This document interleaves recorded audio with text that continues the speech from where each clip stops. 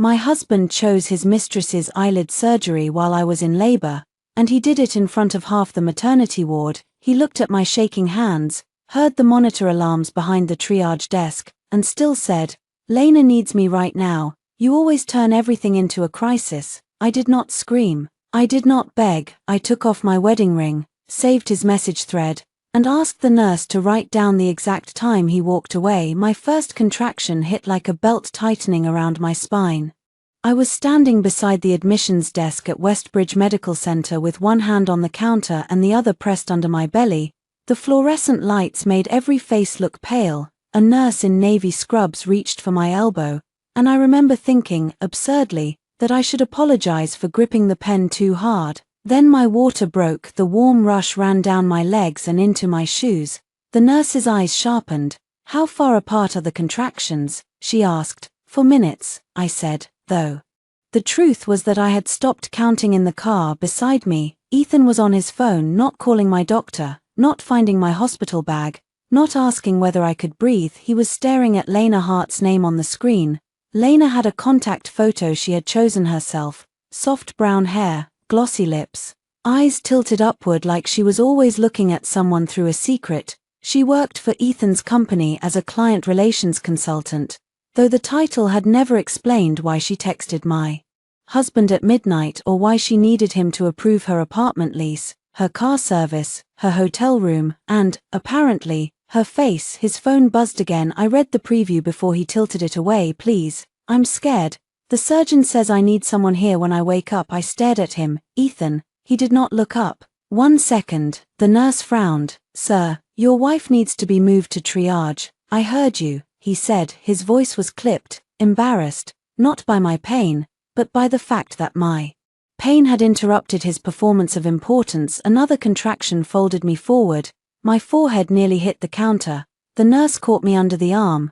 "Breathe with me," she said. "In, out, good. What's your name?" "Maya Cole," I forced out. "Due date, next week." "Any complications?" "High blood pressure last month. They said to watch for it." That got her moving faster. Ethan finally shoved his phone into his coat pocket. He looked polished in the way he always looked polished when someone might be watching. Grey coat, white shirt, dark hair combed back, expensive watch flashing under hospital lights. He had dressed that morning for a meeting with investors. I had dressed in maternity leggings and the only sweater that still covered my belly. "Can this take a minute?" he asked the nurse. The nurse stopped. "Excuse me, I need to step away. There's another patient upstairs who has no one." I stared at him. For a second the pain went quiet, as if even my body had paused to hear whether he had really said that. "Another patient," I said. Ethan sighed. Don't start. My voice came out thin and strange. "I'm in labor, and Lena is in surgery." The nurse looked between us. I heard myself laugh once. It was not humor, it was the sound of something cracking cleanly. "Eyelid surgery," I said. "She's having eyelid surgery." His jaw tightened. "It's a revision procedure. She had a bad result years ago, and today is emotionally difficult for her. I'm about to give birth to your daughter. Maya, you're in a hospital. You have doctors. She has no family in town." I gripped the counter until my knuckles whitened. "I am your family." His eyes flicked toward the security camera in the corner, then to the nurse, then back to me. His expression changed into the one he used when he wanted witnesses to think he was the reasonable person in the room. "You always do this," he said quietly. My pulse thudded behind my eyes.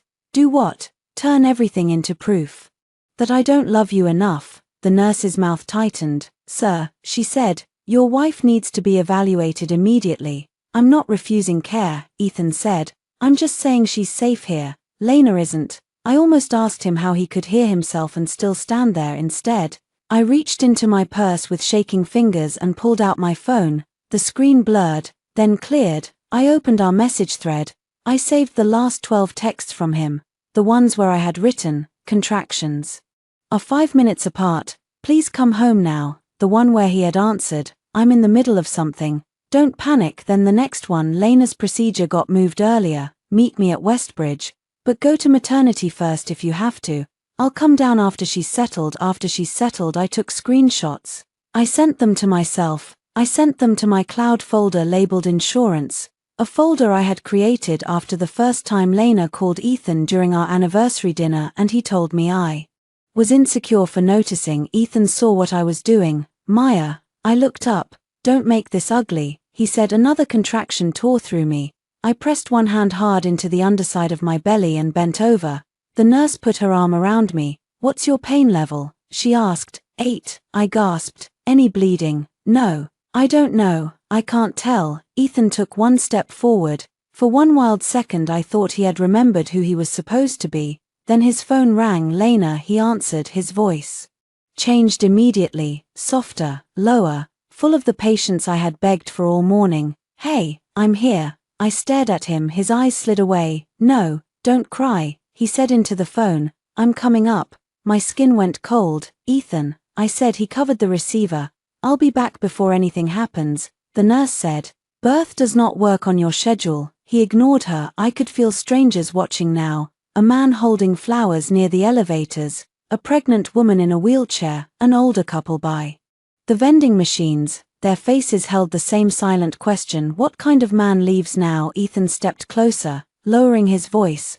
Maya, listen to me. If you force me to choose in public, you won't like the answer. The words were so cruel that for a heartbeat I forgot the pain. I looked at him carefully. You already chose, I said. He flinched, but only slightly. Then he did something worse than shouting. He smiled with pity. You're hormonal, he said. When Sophie is here, you'll understand.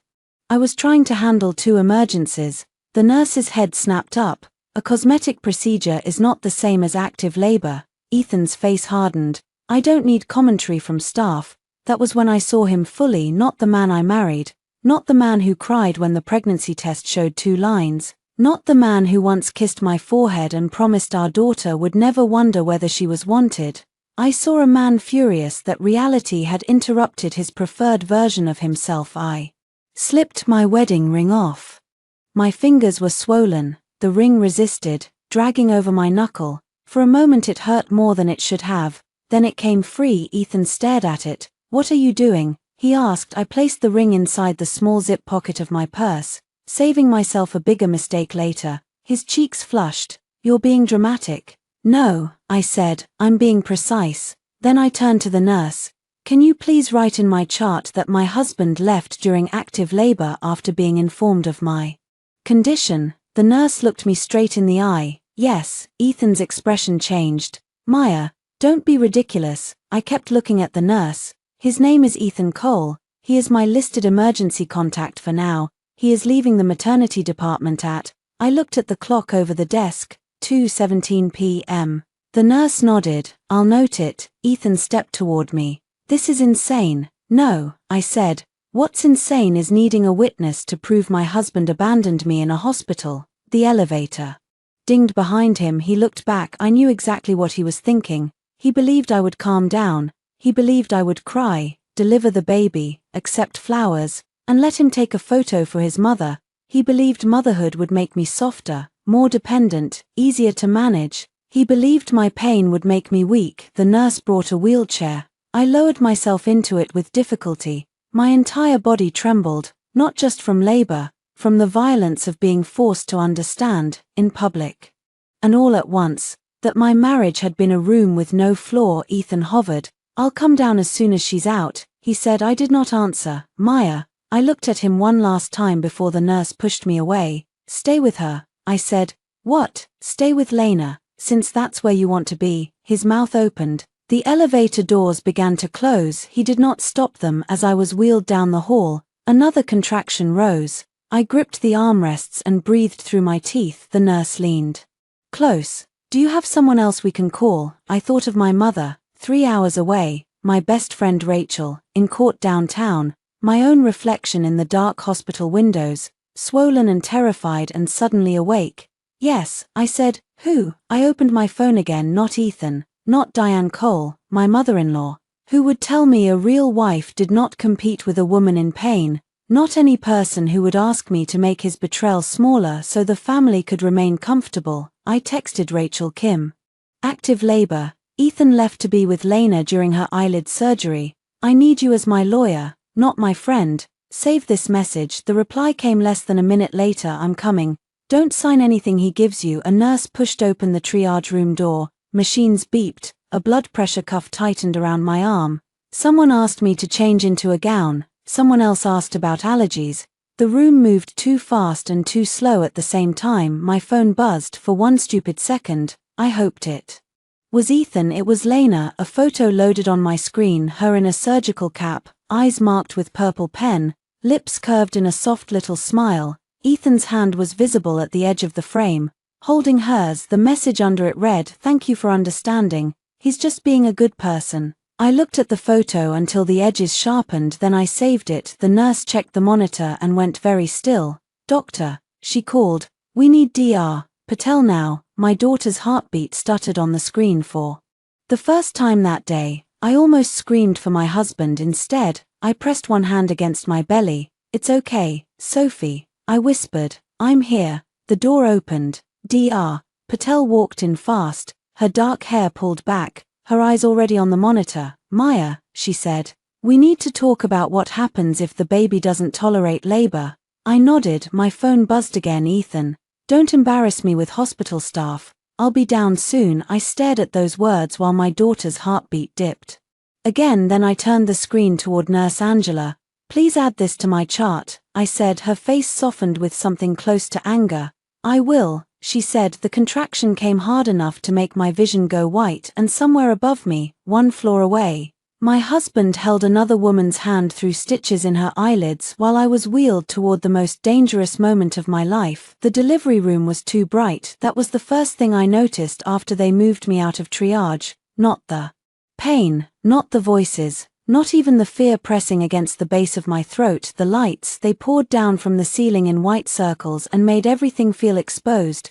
My knees, my hospital gown, the monitors strapped around my belly, my bare left hand without the ring. Dr. Patel stood near the foot of the bed, calm but fast. Nurses moved on both sides of me. Someone put an 4 into my hand, someone else adjusted the blood pressure cuff. "Maya," Dr. Patel said, "your blood pressure is high. And Sophie's heart rate has had 2 decelerations. We're going to watch closely. But I need you to understand we may have to move quickly." "Okay," I said. My voice sounded like it belonged to someone else. "Is your support person coming?" she asked. Nurse Angela glanced at me. She already knew the answer. "No," I said. Dr. Patel held my gaze for half a second. She did not pity me. I appreciated that more than I could explain. "Then we will be your support," she said. "You are not alone medically, do you understand?" Medically, the word landed with clean precision. I was not alone medically. I was alone as a wife. Another contraction came. It clenched around my middle and pulled a cry out of me before I could stop it. Nurse Angela took my hand. "Look at me," she said. "In through your nose, out through your mouth." "Good." Again. "I can't," I said. "You can, you are." I clung to that sentence. "You can, you are." My phone sat in a clear plastic bag with my purse and clothes on the side table. It buzzed again and again. Each vibration scraped my nerves raw. Finally Nurse Angela asked, "Do you want me to silence it?" "No," I said quickly. "Please check who it is." She picked it up with gloved fingers and looked at the screen. "Ethan," she said. My heart lurched. "What does it say?" Her mouth tightened. "He says, update." That was all. Not "Are you okay?" Not "Is Sophie okay?" Not "I'm coming." Update, like I was a meeting he had stepped out of. "Take a screenshot," I said. "Maya, you should focus on breathing." "I know," I gasped. "Please, screenshot it." She hesitated, then did it. "Do you want me to answer?" "Yes." "Type exactly this." I swallowed as another contraction built. Baby's heart rate dropped twice. "Doctor monitoring. You are still absent." Nurse Angela typed, "Send, send." The message went out. His reply came before the contraction ended. "Don't phrase it like that." I closed my eyes. There are moments when grief is too big to cry over. It becomes a cold, flat surface inside you. Something to stand on. "Save that too," I whispered. Nurse Angela did. Dr. Patel checked me. "You're at 7 centimeters. Things are moving quickly, quickly." Ethan had said he would be back before anything happened. Something was happening. Everything was happening. A nurse asked if I wanted an epidural. Another asked me to sign a consent form in case they needed intervention. My hand shook so badly that the pen scratched across the page.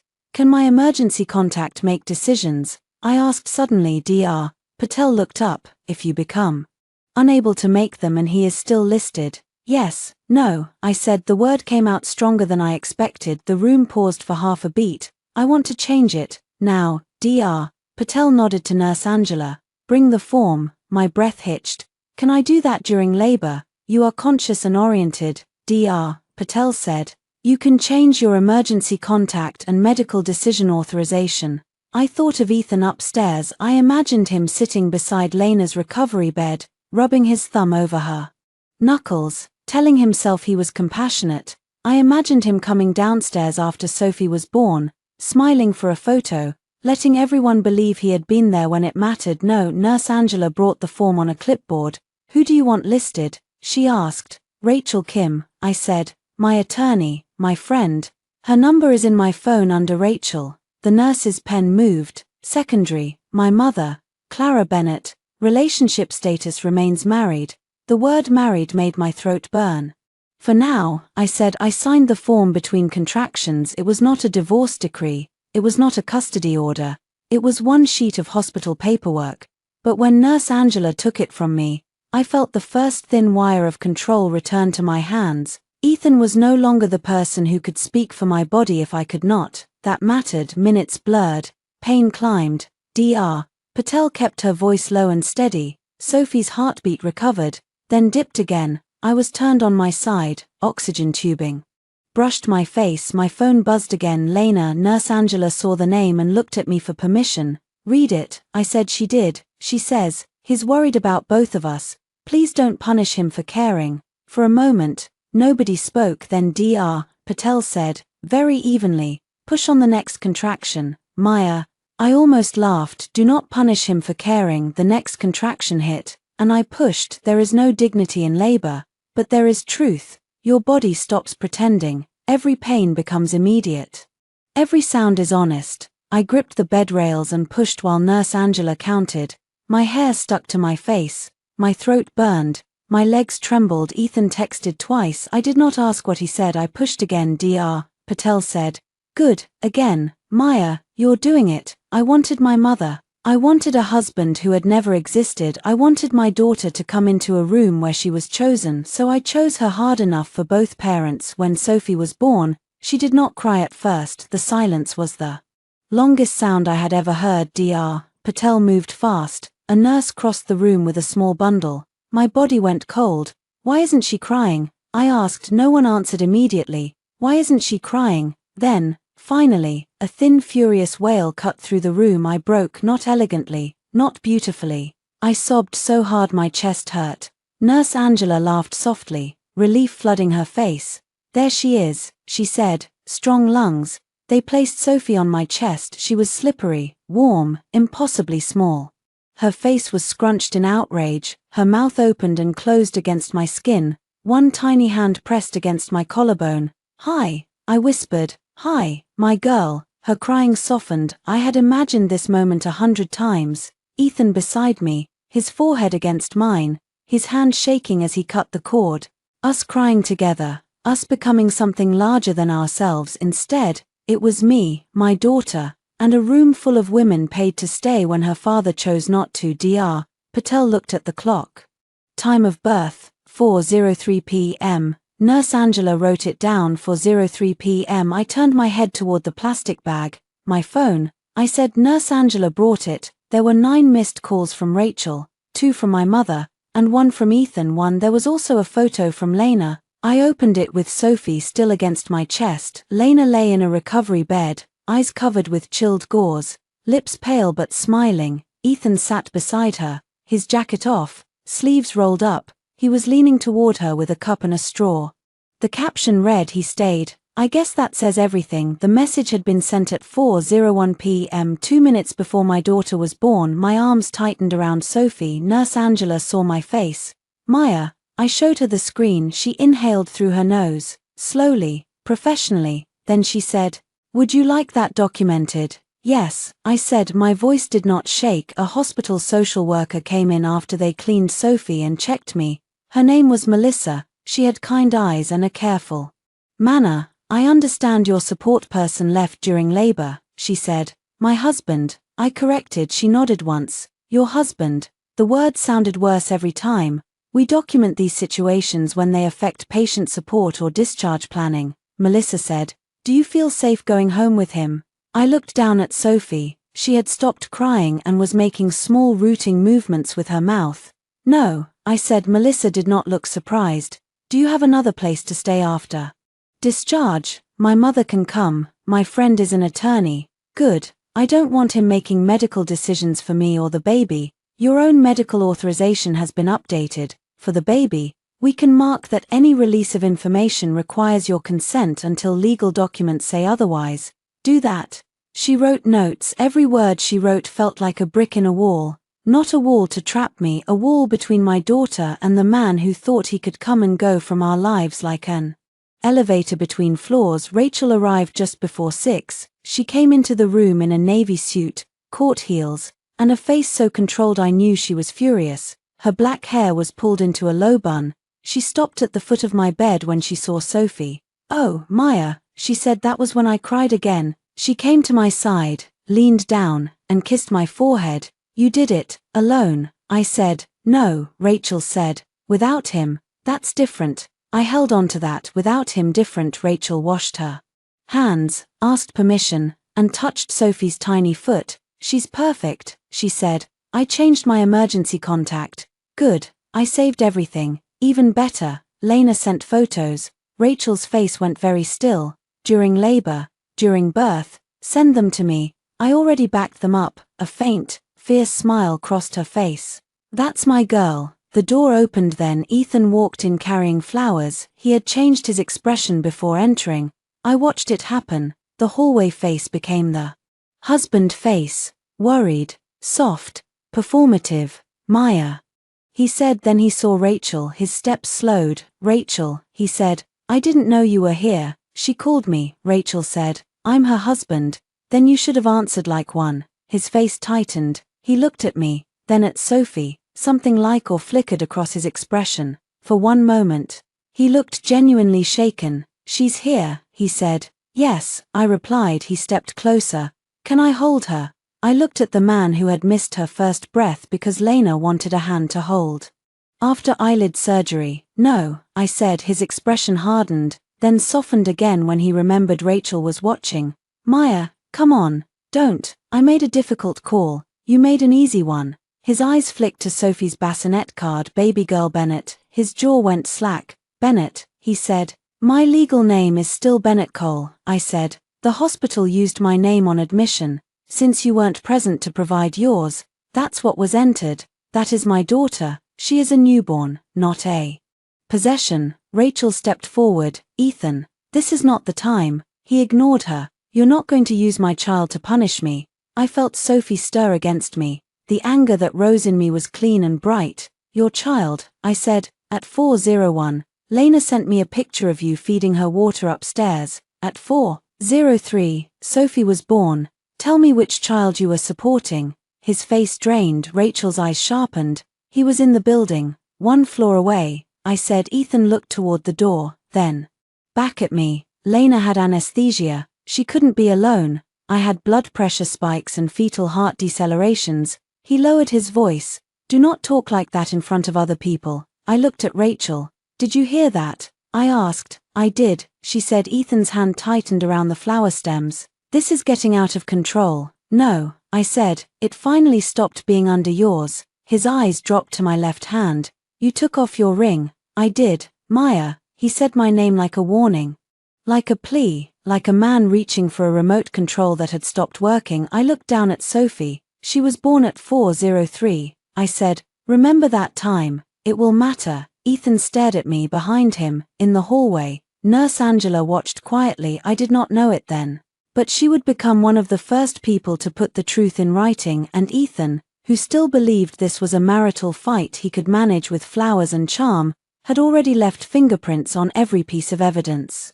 That would undo him. The flowers were white roses. That was how little Ethan knew me by then. I had always hated white roses. They looked expensive and apologetic without ever feeling alive. He knew that once, years earlier.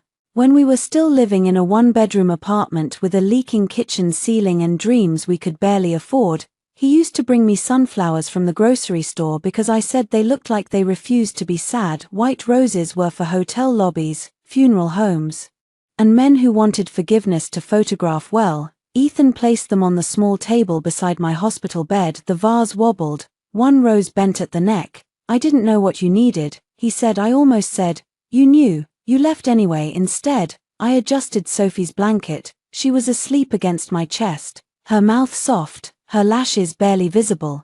I had been awake for nearly 30 hours. My body felt stitched together out of pain and gauze. Every movement pulled. My milk had not come in. My blood pressure still made the nurses frown, and still, Ethan's discomfort filled the room like I was supposed to manage it. Rachel stood near the window with her arms crossed. She had already told him he could stay for 10 minutes if I wanted him there. I had said 5. He had been offended by the number. 5 minutes. He had repeated, you got 2 hours with Lena. I said, be grateful. Now he stood at the end of my bed, looking at Sophie like he was trying to summon fatherhood through eye contact. She's beautiful, he said. Yes, she looks like me. She looks like a newborn. He winced. Maya, what? Can we not do this right now? I looked at him carefully. Do what? This. He gestured between us. The cold thing. The punishment thing. Rachel made a sound under her breath. Ethan glanced at her. Is she here as your friend or your lawyer? He asked. Both, Rachel said. But right now I'm mostly here as the person making sure you don't pressure a woman who gave birth 2 hours ago. I'm not pressuring her. You asked to hold the baby after abandoning her during labor. His jaw tightened. I did not abandon her. The word mattered to him. Abandon. He could survive mistake, miscommunication, difficult situation, bad timing. He could not survive abandon. I stored that away. You left after the nurse told you I needed evaluation. I said, I stayed in the building. You stayed with Lena. She was scared. So was I. You had medical staff. She had a cosmetic surgeon. It was more complicated than that. Was it life-threatening? He looked away. Rachel said, answer her. No, he said. But emotionally. I laughed. It hurt. My abdomen clenched, and I sucked in a breath. Nurse Angela stepped in immediately. Pain level 6, I said. Ethan's face shifted. For a second guilt broke through the polished surface, then his phone buzzed. We all heard it. He did not reach for it, but his eyes moved. Rachel saw. I saw. Nurse Angela saw. The room became quiet enough to hear Sophie breathe. Go ahead, I said. I'm not answering it. How noble. He shoved the phone deeper into his pocket. You want me to fail? No, I said. I wanted you to be my husband. I adjusted my expectations. His eyes darkened. You're not thinking clearly. There it was, the first brick of the wall he planned to build around me. Not thinking clearly, hormonal, postpartum, overreacting. I turned to Rachel. Can you make a note of that? Rachel pulled out her phone. Already did. Ethan stared at her. Are you serious? Very. He stepped closer to the bed. Maya, listen to me. I know yesterday was intense. Yesterday. He paused. It was the next day now. Time had bent around labor, pain, birth, betrayal. For him it was yesterday, a rough day, a scheduling conflict, an unfortunate overlap between his wife giving birth and his mistress needing her eyelids adjusted. For me it was the day I stopped being married in my heart. Your daughter was born yesterday, I said. You missed it. I was here right after. You arrived with flowers after she had already been weighed, cleaned, fed, and given a hospital bracelet. His eyes flicked towards Sophie's tiny wrist. I want to be on the birth certificate, he said. The words came too fast. Rachel lifted her head. There it was. Not how is she feeding. Not did you sleep. Not are you scared. Not what do you need from me. I want to be on the birth certificate. You can file the proper paperwork, Rachel said. He looked at her. This is a family matter. No, she said.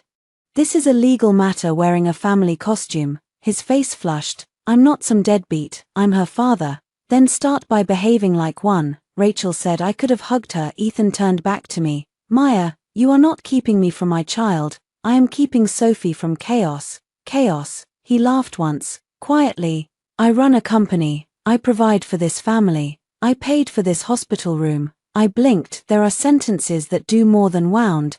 They illuminate. You paid, I said. You know what I mean? No, say what you mean. He looked irritated. I mean, I have been working non-stop to give you and the baby a good life. I looked around the room at the monitors, the blood pressure cuff, the bassinet, the mesh underwear under my hospital gown, the disposable ice pack between my legs, the chart documenting that my husband had left during active labor. A good life, I said. He rubbed a hand over his face. I'm tired too. Rachel's expression could have cut glass. Nurse Angela stepped forward. Mrs. Cole needs rest. Bennett, I said. Everyone looked at me. My patient record, I said. Please update my preferred name to Maya Bennett. Ethan went still. Maya. I looked at Nurse Angela. Can you do that? Yes, she said gently. Your legal chart can include your preferred name. Thank you. Ethan's voice dropped. You're trying to erase me. No, I'm correcting the parts of my life where I erased myself. His phone buzzed again this time. Rachel held out her hand. You can leave it with me or leave the room. He stared at her like she had slapped him. Who do you think you are? The woman who will represent Maya if you keep going. If, I said. Rachel looked at me. I looked at Ethan. When, I corrected. When you represent me. The room changed. Ethan's face went blank, then pale, then angry. You're talking about divorce less than 24 hours after giving birth. I started thinking about it at 2:17 p.m. yesterday. His mouth tightened. You are exhausted. You don't mean that. I do. You don't. I watched him try to force reality back into its old shape. He stepped beside the bed, lowering his voice. Maya, this is embarrassing. For both of us. My mother is already asking why the baby's name is showing as Bennett. People are going to ask questions. Good, yes. I said, maybe you'll answer them. His eyes hardened. Do you want to destroy our family? I looked down at Sophie. She was born into the truth, I said. That is better than being raised inside a lie. The door opened before he could answer. Diane Cole swept in with a designer tote, a cream coat, and the expression of a woman entering a room she already believed she owned. Ethan's mother had never knocked in her life. She believed doors opened because people owed her access. Oh, thank God, she said, pressing one hand to her chest. There she is. She moved toward Sophie without looking at me first. I shifted my body, pain flashing through my abdomen, and turned Sophie away. Diane stopped. Maya, she said, wounded. Don't be ugly. Rachel stepped between us. Mrs. Cole, Maya is recovering. Diane's eyes flicked over Rachel. And you are her attorney. The word hit Diane like cold water. She looked at Ethan. Attorney. Ethan's jaw worked. She's being emotional. I am sitting right here, I said. Diane turned to me with a sigh. Honey, birth is hard. We all know that. But punishing Ethan because he helped a vulnerable young woman is beneath you. Nurse Angela's expression darkened. A vulnerable young woman, I repeated. Lena has been through so much. I stared at Diane. She had visited my house during the 3rd trimester and complained that I had gained weight in my face. She had told me labor pain was natural and epidurals made women weak. She had given Ethan a framed photo of himself as a baby and said she hoped our daughter inherited Cole's strength. Now she had tenderness to spare, just not for me. Did Ethan tell you Sophie's heart rate dropped? I asked. Diane waved one hand. Babies do dramatic things. He said the doctors handled it. The doctors handled it because he was gone. Diane pursed her lips. And yet here you are, safe, with a healthy baby, Rachel said. That is not a defense. Diane ignored her. Maya, marriage is not about keeping score. I reached for my phone. Ethan noticed. What are you doing? Keeping score. I tapped record. Diane saw the screen and smiled thinly. Record me if you want. I have nothing to hide. Great, I said. Repeat what you just said. She stiffened. I said marriage is not about keeping score. No, the part where Sophie's heart rate dropping was dramatic. Diane's lips tightened. You're twisting my words. Then untwist them. Ethan stepped in. Enough. Sophie stirred, making a small sound. My body reacted instantly. I looked down, adjusted the blanket, and kissed her forehead. Diane softened her voice. Let me hold my granddaughter. No. Her face froze. Ethan said. Maya, no, I repeated. Diane's eyes filled with angry tears. This is cruelty. No, I said. Cruelty is telling a woman who gave birth alone that the baby survived. So the abandonment doesn't matter. Diane inhaled sharply. I never used that word. I did. Rachel's phone buzzed. She checked it, then looked at me. Hospital administration confirmed your authorization change was processed. She said, Ethan is no longer your medical decision maker. Ethan turned on me. You did what? I made. Sure, the person who left my body in crisis cannot speak for it. You had no right. I had every right. It's my body. Diane gasped as if I had cursed in church. Ethan is your husband. For now, I said again this time. I heard the finality in my own voice. Ethan did too. He looked at Sophie, then at me, and something fearful moved behind his eyes. Not remorse, calculation. What do you want? He asked. I almost admired how quickly love became negotiation. Rest, I said. Silence, legal distance. And for you to leave. Diane stepped forward. You cannot kick us out of our granddaughter's room. Nurse Angela moved to the door. Actually, she can. Maya is the patient. The baby is rooming with her. Visitors are at her discretion. Diane looked shocked. People like Diane always looked shocked when rules applied to them. Ethan's voice went low. Maya, if you start this, you don't control where it ends. I looked at Rachel. Did you get that? She nodded. Yes. Ethan realized his mistake. His face tightened. I didn't mean, I know what you meant, I said for the first time. I let myself look directly at the flowers, white roses, already drooping. Take those with you. I said. He did not move. Nurse Angela did. She picked up the vase and held it out to him. For one humiliating second, Ethan Cole, founder, husband, son, almost father in public and absent father in fact, stood in a maternity room holding apology flowers no one wanted. Diane's face reddened. Rachel opened the door. Ethan looked at me one last time. You'll regret making this public. I shifted Sophie higher against my chest. No, I said. You will. They left. The door clicked shut for several seconds. Nobody spoke. Then Sophie opened her eyes. They were cloudy and unfocused. Newborn eyes that could not yet understand faces or betrayal or paperwork. But she turned toward my voice when I whispered her name. Rachel came to my bedside. You know he's going to fight dirty, she said. I know. His mother too. I know. Lena will provoke you. She already has. Rachel's face softened. Then we do this carefully. I nodded. First, she said, we preserve everything. Medical records, visitor logs, texts, photos, billing, any company overlap if there is one. There is, I said. Rachel's eyebrows rose. Ethan's company paid for Lena's hotel last month. I saw the statement. He said it was client hospitality. Do you have access? I used to reconcile the cards. Still, I think so. Rachel's smile returned, small and fierce. Then rest. Feed your daughter. Let them think you're too weak to move. I looked toward the closed door. For years, I had mistaken quiet for surrender. Ethan had made the same mistake that was going to cost him. I did not go home. Ethan found that out at 11:42 a.m. on discharge day. When he arrived at the hospital entrance with the car seat still in its box, he had not installed it, he had not read the manual, he had not washed the baby clothes, he had not packed my slippers, my nursing bra, or the blanket my mother knitted for Sophie. But he came wearing a navy sweater and a careful expression, ready to be photographed leaving the hospital with his wife and newborn daughter. I was already gone. My mother drove me out through the lower entrance 30 minutes earlier. Clara Bennett had arrived before sunrise with a thermos of soup, 2 clean nightgowns, and a face that looked 10 years older after reading my messages. She did not ask why I had not called sooner. She did not tell me marriage was complicated. She did not say men made mistakes. She walked into my hospital room, saw Sophie in my arms, and said, "Tell me what you need." So I did. By 9, Rachel had arranged a short-term apartment under my maiden name near her office. By 10, the hospital social worker had completed my discharge safety notes. By 11, Nurse Angela had given me printed instructions and squeezed my shoulder. "You are stronger than he thinks," she said. "No," I replied, "he just never measured me correctly."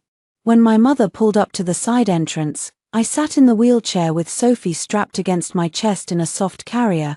The air outside was cold enough to sting.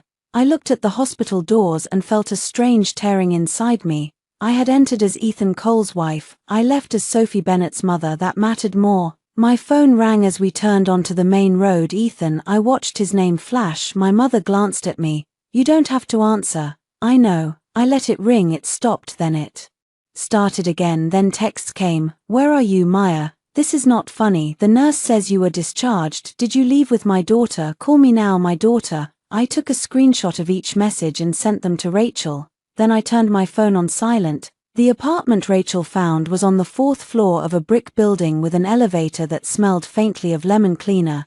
It had one bedroom, a small living room, and windows facing a row of bare trees. It was not beautiful, it was not ours.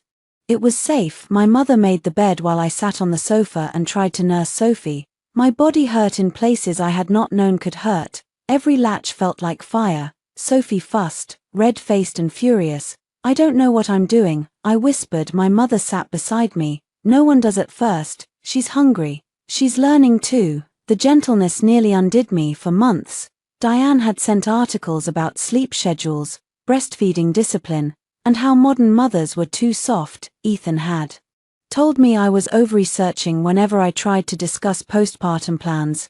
Lena had once smiled across a company dinner and said, I think women make birth sound scarier than it is because they want credit. I wished I had thrown wine in her face instead.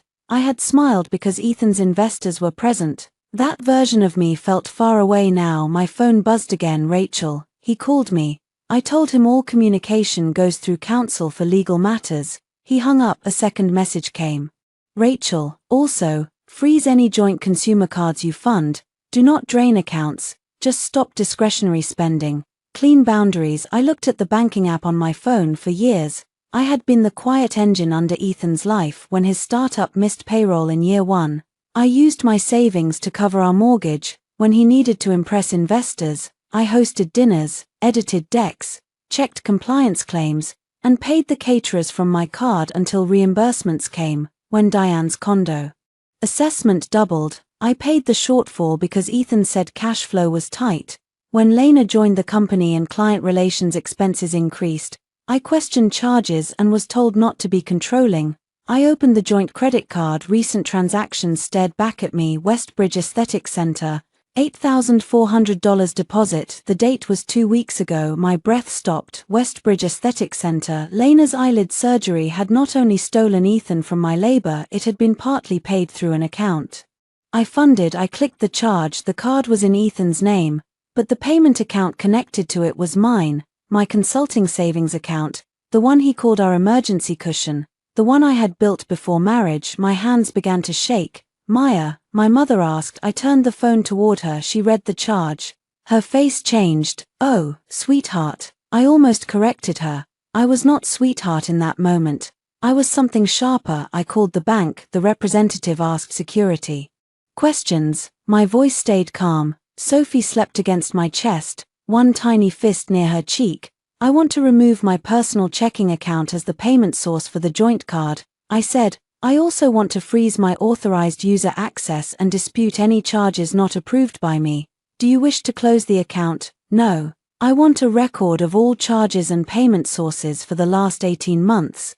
The representative typed. Would you like those statements mailed or available digitally? Both. My mother sat beside me, silent and proud. After the call, I opened a spreadsheet on my laptop.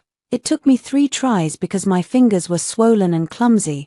The file name came automatically: col_marriage_expenses_evidence. I entered the first line: Westbridge Aesthetic Center, $8,400, cosmetic surgery deposit, paid from Maya Bennett savings linked account. Date. Then I found more: a hotel suite under client retreat. Same weekend. Ethan said he had meetings in Boston. A luxury car service under investor transport. Pickup address: Lena's apartment. A designer boutique charge categorized as presentation wardrobe, a florist charge on my birthday, delivered not to our house but to Lena's office. The spreadsheet grew, so did the quiet. My mother brought me soup. I ate with one hand while holding Sophie with the other. Every spoonful felt like proof that my body still belonged to me. At 3:18 p.m., Ethan called from a different number. I answered because Rachel had told me not to block him completely until we established a communication pattern. Maya, his voice was tight. Where are you? Safe. That's not an address. No, you took Sophie without telling me. I left the hospital after giving birth without the husband who left me during labor. I came back after she was born. He exhaled sharply. You're going to keep repeating that like a slogan. Facts are repetitive when someone keeps denying them. A pause, then, softer. I was scared too. I closed my eyes. There it was. The pivot, not apology. Competition. You were scared. I said, yes. Lena was crying. You were angry. My phone was blowing up. I didn't know how to make everyone okay. You did not need to make everyone okay. You needed to stay with your wife in labor. She's my employee. She's your mistress. Silence then. Don't use that word. What word would you prefer? There is nothing physical between us, Ethan. There isn't. Then why did she text me a photo of you holding her hand while I was pushing? He did not answer. Sophie made a soft sound. In her sleep, I looked down and felt my anger steady itself. I froze the joint card. I said that got him. You did what? I removed my personal account as the payment source. Maya, that card has auto-pay, not from my money anymore. You can't just make unilateral financial decisions. You charged Lena's cosmetic surgery deposit to an account paid by me. He went silent. I waited. He said, that was a company expense. I looked at the sleeping newborn on my chest and almost smiled. Excellent. I said, then your CFO will have clear documentation. His voice changed. Don't drag my company into this. You dragged my money into her eyelids. Maya, no, listen carefully. From now on, anything related to Sophie goes through writing. Anything related to divorce goes through Rachel. Anything related to money will be documented. You're making this ugly. I'm making it accurate. His breathing sounded harsh. My mother was right. You're not yourself. I leaned back against the sofa. You keep saying that because the alternative is admitting I finally am. He hung up. The first stage of his punishment arrived faster than I expected. At 5:07 p.m., Rachel forwarded me an email from Noah Brooks, CFO, Colbridge Medical Systems. Subject, card review. Maya, I hope you and the baby are well. Ethan asked accounting to reclassify several personal charges as investor development. Your name appeared on older reconciliation files, so I wanted to confirm whether you approved or reviewed the attached expenses. Attached were the same charges I had found, Westbridge Aesthetic Center among them. I sat very still. My mother looked up from folding Onassis. What is it? Someone at the company noticed. Good, or dangerous.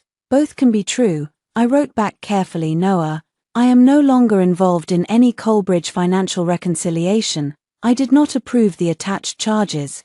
Please preserve the records. My attorney may contact you. I copied Rachel, then I fed Sophie, changed her diaper. Cried for 90 seconds in the bathroom because sitting down hurt and standing up hurt and my marriage hurt in a way no ice pack could touch. At 7, the door buzzer rang. My mother stiffened. I checked the building app. Ethan stood in the lobby holding the boxed car seat. Behind him was Diane, of course. My mother came to stand beside me. You don't have to let them up, she said. I pressed the intercom. Ethan's face tilted toward the camera. Maya, he said, open the door. No, Diane leaned into frame. This is absurd. A father has the right to see his child. A father had the right to stay for her birth, I said. Diane's mouth tightened. You cannot hide behind one dramatic afternoon forever. I pressed record on my phone and held it near the intercom. One dramatic afternoon, I repeated. You mean the afternoon I gave birth alone? Ethan looked around the lobby, aware someone might hear. Stop recording everything. Stop saying things you don't want recorded. Diane's face flushed.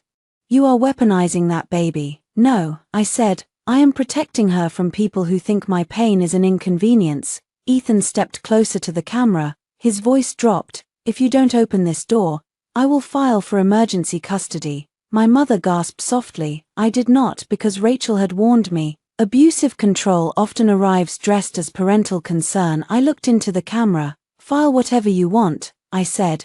But when you do, include the hospital timestamps. His face changed for one moment. He looked exactly like a man realizing the floor beneath him was not as solid as he thought.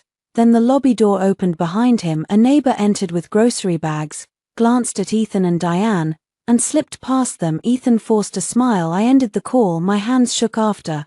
I hated that they shook.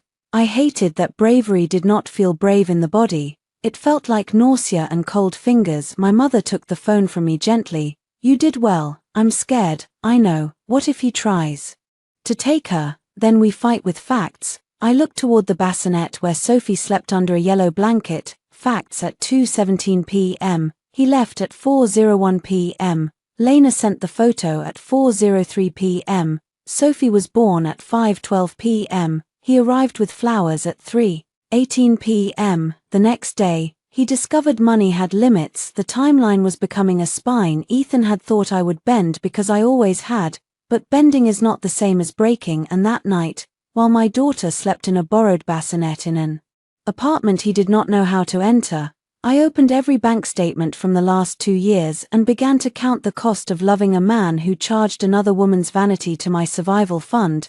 Diane invited me to dinner like she was serving a court summons. Her text arrived 3 days after I left the hospital. Family meeting, Sunday, 6 p.m., Ethan's house. Bring the baby. We need to resolve this before outsiders make it worse. Ethan's house, not our house. That told me everything I needed to know.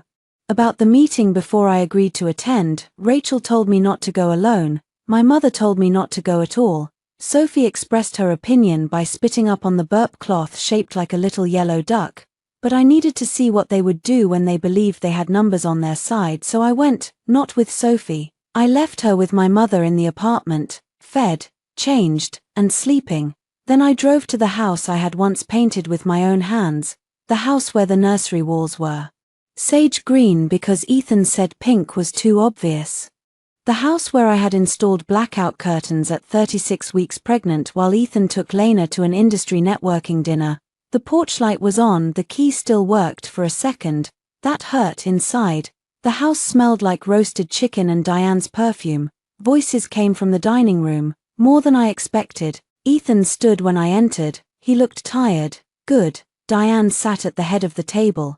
Because she always did, even in a house she did not own. Ethan's younger sister, Marcy, sat beside her husband. 2 of Ethan's cousins were there. His uncle David, a retired judge who loved reminding people he had once been a judge, leaned back with a glass of red wine, and Lena Hart stood near the sideboard holding a bowl of salad. She wore oversized glasses, probably to hide the swelling from surgery. Her hair was curled softly around her face. She had dressed in cream, the color of innocence. I closed the front door behind me. No, I said. Everyone looked at me. Ethan stepped forward. Maya, no, I repeated, looking at Lena. If this is a family meeting, why is she here? Lena lowered her eyes. Diane sighed. Lena has been dragged into this unfairly. I looked at the woman who texted me a recovery bed selfie while I was delivering my daughter. Dragged, I said. Lena's mouth tightened. Ethan said, she's here because you keep accusing her of things, and because she had my husband upstairs during my labor. Marcy looked down at her plate. Her husband shifted uncomfortably. Uncle David cleared his throat. Maya, emotions are high. Sit down, I'll stand. Diane's smile thinned, still dramatic. I pulled out my phone and placed it face up on the table. For everyone's comfort, I'll let you know I'm recording. A small explosion moved around the table. Diane snapped. Absolutely not, Ethan said. Maya, stop. Uncle David frowned. In this state, one-party consent is legal, but announcing it is certainly hostile. Good, I said, then nobody here should accidentally say anything honest. Lena's eyes flashed behind her glasses. Diane pushed back her chair. This is exactly what I mean. You come in here with suspicion and threats when all Ethan wants is his family back. No, I said, Ethan wants access without accountability. Ethan looked wounded. I want my wife and daughter home. You wanted that after you realized the hospital documented your absence. That is not fair. Neither was giving birth alone while you spoon-fed water to your employee. Lena's cheeks flushed. That's cruel. I turned to her. Cruel is sending me a photo of it at 4:01. The table went silent. Marcy looked up. What? Diane said quickly. That was misinterpreted. I took out a folded sheet from my purse and slid it onto the table, a printed screenshot. Lena in bed, Ethan beside her, timestamp visible for 01 p.m. under it. Her message, he stayed.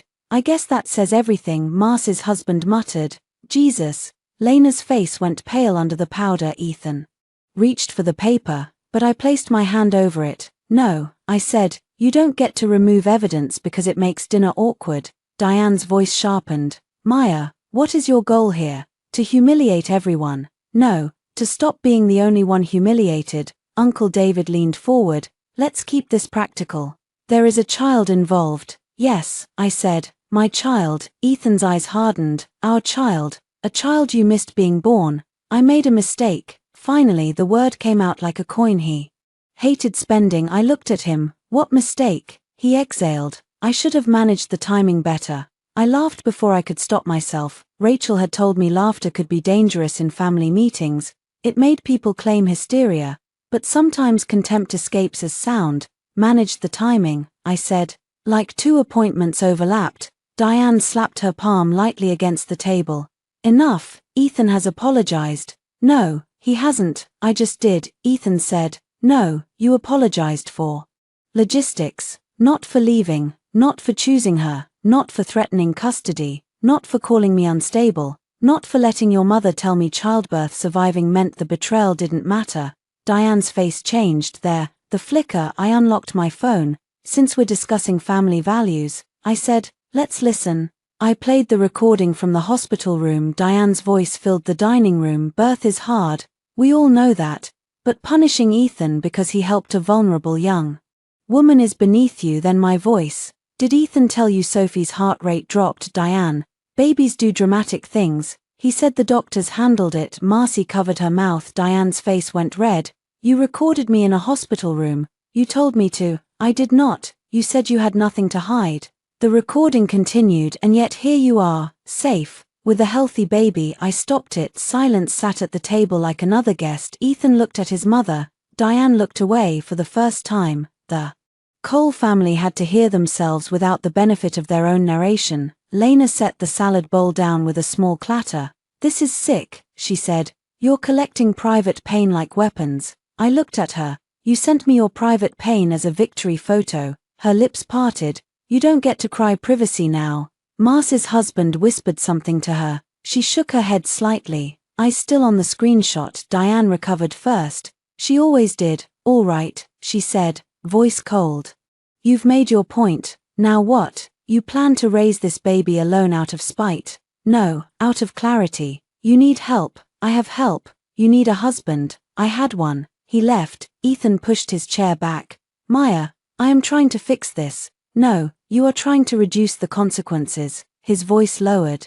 Do you know what divorce will do to Sophie? I felt something in me go very still. There it was. The child as lever. Do you know what a father like you would teach her? I asked. His face tightened. I stepped closer to the table. That love is showing up when it's convenient. That a woman's pain is dramatic unless another woman performs fragility better. That money buys the right to be forgiven. That if a man comes back with flowers, the wound is supposed to rearrange itself into gratitude. No one spoke. I won't teach her that. Diane's eyes narrowed. You always did think you were better than this family. No, I said. I tried very hard to belong to it. That was the truth. And saying it hurt more than the anger. I remembered hosting Thanksgiving while 8 months pregnant because Diane said tradition mattered. I remembered making Ethan's investor dinners look effortless. I remembered sending Diane money without telling Ethan because he was ashamed to admit his mother needed help. I remembered Lena at my kitchen island, complimenting my plates while wearing a bracelet I later found on our credit card bill. I tried, I repeated, that's why this is ending now. Ethan looked shaken for half a second, then Lena touched his arm.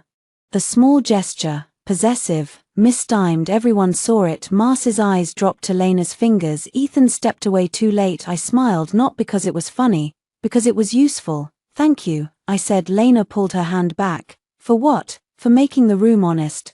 Diane stood. This meeting is over. Yes, I said. It is. Ethan followed me into the hallway. Maya, wait. I turned near the front door. The nursery was visible down the hall. Sage green walls, white crib, the mobile with felt stars I had ordered from a woman in Vermont, the rocking chair where I had imagined midnight feedings. The room looked staged now, a set for the life he thought I would return to. Ethan's voice softened. Come home. No, just for tonight. We won't talk about divorce. We'll sleep. We'll reset. You mean I'll bring the baby? And tomorrow you'll act like the worst thing that happened was my reaction. He stepped closer. I miss you. The words almost worked, not because I believed them, but because I remembered wanting them. Then his eyes flicked toward the dining room. where his family waited. He needed me to walk back in so he could win. I stepped away. "I miss who I thought you were," I said. "That man never existed." His face hardened. "If you keep Sophie from me, I'll go to court." "Do it, I mean it." "So do I. You don't have the money for a custody fight." That was the second honest thing said that night. I tilted my head. "You think I don't?" His mouth closed. For years, he had treated my money as cushion, not power, my labor as support, not contribution, my silence as weakness, not evidence gathering. I opened the front door behind me. Lena said something low to Diane. I could not hear the words, but I saw Diane's expression shift toward calculation again. Ethan saw me notice for the first time. He looked worried. I drove back to the apartment with the recording saved in 3 places.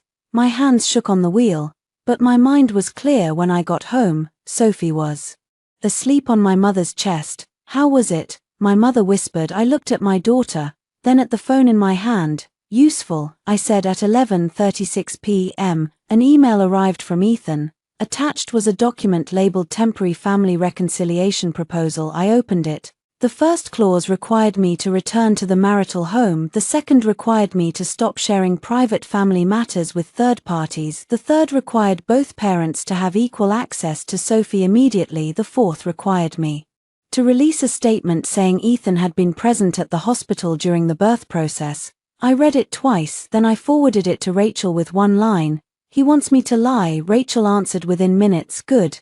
Now we know what he fears." Rachel's office smelled like coffee, toner, and controlled rage. I sat across from her with Sophie sleeping in the stroller beside me. The stroller was borrowed from my mother's neighbor. It squeaked when it turned left. I loved it more than the designer travel system Ethan had ordered but never assembled. Rachel spread Ethan's temporary family reconciliation proposal across her desk. "He wrote this himself," she said. "How can you tell? No lawyer would use the phrase restoration of marital harmony 3 times in one page unless they were trapped in 1954. Despite everything, I smiled. Rachel circled the 4th clause with a red pen. Both parties agree Ethan Cole was present at Westbridge Medical Center during the birth process and made reasonable efforts to support mother and child. That, she said, is not a reconciliation clause. That is a reputation shield. I know. He wants you to sign away the truth before the company event. What company event? Rachel slid her laptop around. Colebridge Medical Systems announces Series B investor reception and maternal safety partnership launch. The event was scheduled for the following Friday at the Westbridge Medical Foundation Hall. My stomach turned. Maternal safety, I said. Rachel's mouth flattened. Apparently Ethan's company is partnering with Westbridge on a remote fetal monitoring pilot. The irony was so obscene that I could not speak for a moment.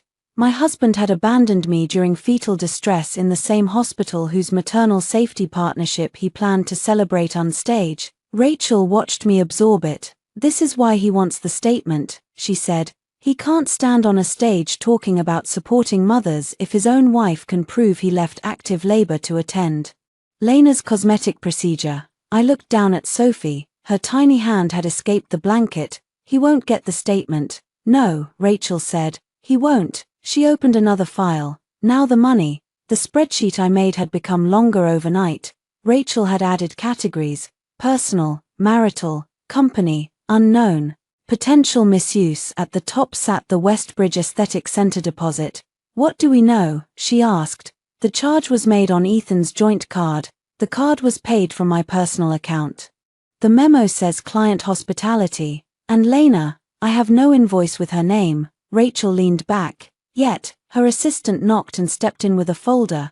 This came by courier, she said. Rachel opened it and smiled without warmth.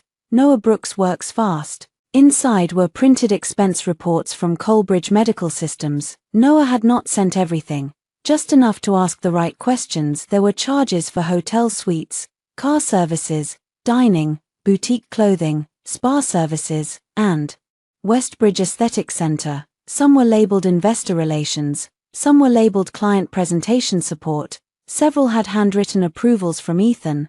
Then I saw it: patient support package, L, heart procedure coordination, upper eyelid revision, paid deposit, $8,400, Requested by Ethan Cole. Business purpose, executive client-facing brand alignment. I stared at the phrase executive client-facing brand alignment. My daughter had been born while Ethan aligned Lena's eyelids with his brand.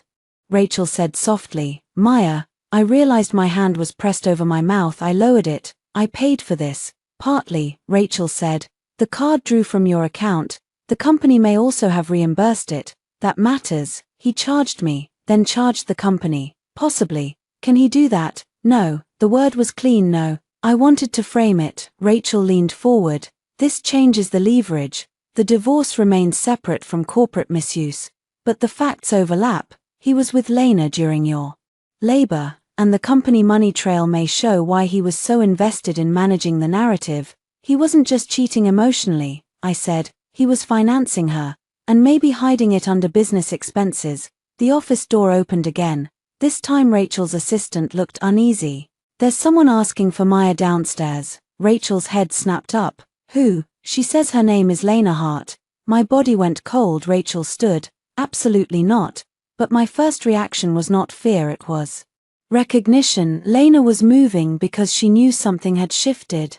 What does she want? I asked. She said she wants to talk woman to woman. Rachel let out a humorless laugh. That never means anything good. I looked at Sophie, still asleep, safe. Then I looked at Rachel's computer screen with the invoice bearing Lena's name. Can the lobby record audio? I asked. No, video only. My phone can record audio. Rachel's eyes narrowed. Maya, she came to your law office. I want to know why. She may be trying to provoke you. Then let her. Rachel studied me. For a long moment. You do not meet her alone. Fine. You do not threaten her. I don't need to. You do not mention every piece of evidence we have. I know. Rachel picked up her phone. Conference room B. Glass walls. My assistant stays outside. I stay inside. 5 minutes later. Lena walked into the room wearing a camel coat, dark sunglasses, and the fragile dignity of someone who had practiced looking wounded in a mirror. The bandages were gone, but faint yellow bruising shadowed her eyelids. Her eyes looked slightly swollen, more open than before, and somehow colder. She glanced at Rachel. I thought we could speak privately. No, I said. Her mouth tightened. Rachel sat beside me and placed her phone on the table. Lena's eyes dropped to it. Are you recording? Yes, Rachel said. Lena looked at me. Of course you are. You came to a lawyer's office, I said. What did you expect? Tea. She took off her sunglasses slowly, up close. She looked tired, not guilty, tired. I didn't ask Ethan to leave you, she said. No, you asked him to come to you. I was scared. So was I. Her nostrils flared. I know you think my surgery was vanity. Was it life-threatening? She looked away. Then yes, I said. Her gaze snapped back. You don't know what it's like to have people stare at your face and judge whether you're pretty enough to be in rooms with men like Ethan. Rachel's eyebrows rose. I almost laughed. But not this time. I was bleeding in a delivery room. Lena's lips pressed together for a second. Shame flickered. Then envy covered it. You already had the wife title, she said. You had the house, the baby, the family. Do you know what it's like to be the woman everyone assumes is temporary? I stared at her. There it was, not fear, not friendship, not helplessness, resentment. You wanted what I had, I said. She leaned forward. No, I wanted what you wasted. Rachel's pen stopped moving. Lena heard herself too late. I kept my voice calm. What did I waste? Ethan, she said. Quieter now. His ambition, his tenderness, his need to be seen. You turned him into a wallet and a handyman for your pregnancy panic. My hands stayed folded in my lap. Inside, something ancient and animal bared its teeth. He left my labor to sit beside your eyelid surgery, I said. And you think he was wasted on me? He chose where he felt needed. Good, I said. Then he can stay there. Her expression shifted. That was not the response she wanted. You say that now, she said, but when the custody papers come, you'll learn courts don't like bitter mothers. Rachel smiled. It was terrifying. Careful, she said. Lena looked at her. I'm not threatening anyone. No, Rachel said. You're implying a litigation strategy involving postpartum instability.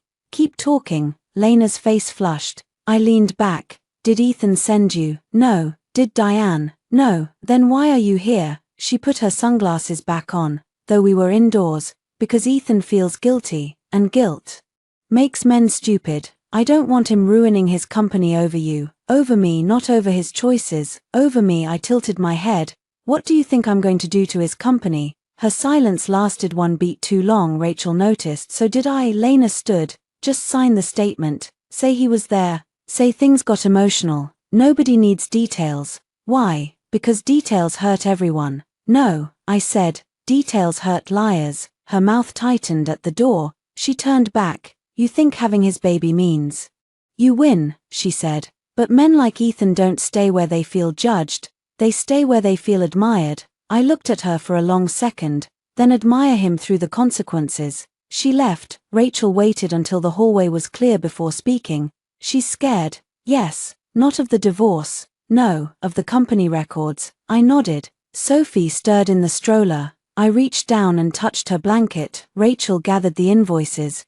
We need Noah. Will he help? He already is. That afternoon, Noah Brooks agreed to meet at a coffee shop near the courthouse. He was a thin man in his 40s with wire-framed glasses and the exhausted posture of someone who had spent years making other people's numbers tell the truth. I don't want to be involved in a marital dispute, he said as soon as he sat down. This is not just a marital dispute, Rachel said. Noah looked at me. His expression softened when he saw Sophie sleeping against my shoulder. I heard you gave birth, he said. Congratulations. Thank you. He hesitated. I also heard things from Ethan, from accounting, from staff, from Ethan trying to get ahead of something without explaining what that something was.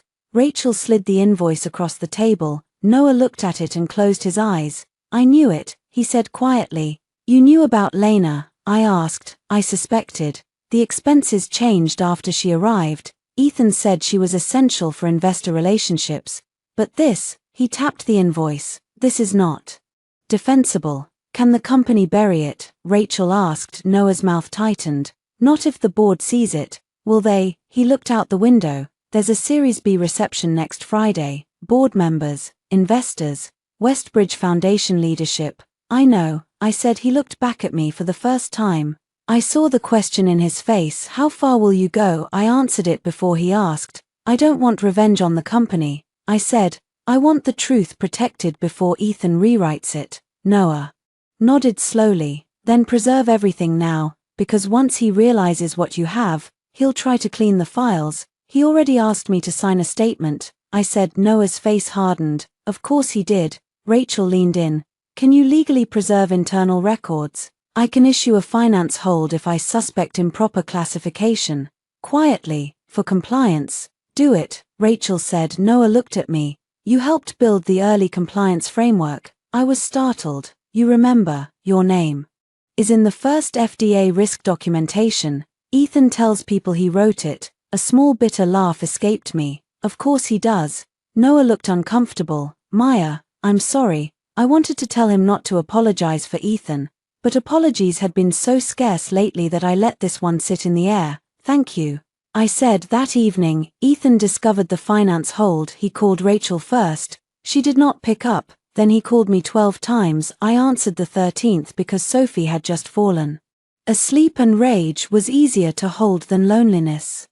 What did you do? He demanded. Good evening to you too. Noah locked expense files. Sounds like a company matter. Don't play games. You charged Lena's eyelid surgery as brand alignment. Silence then, dangerously soft. You went through my records. I went through accounts connected to my money. You had no right to talk to Noah. I had every right to answer when he contacted me. This could ruin everything. I looked around the apartment.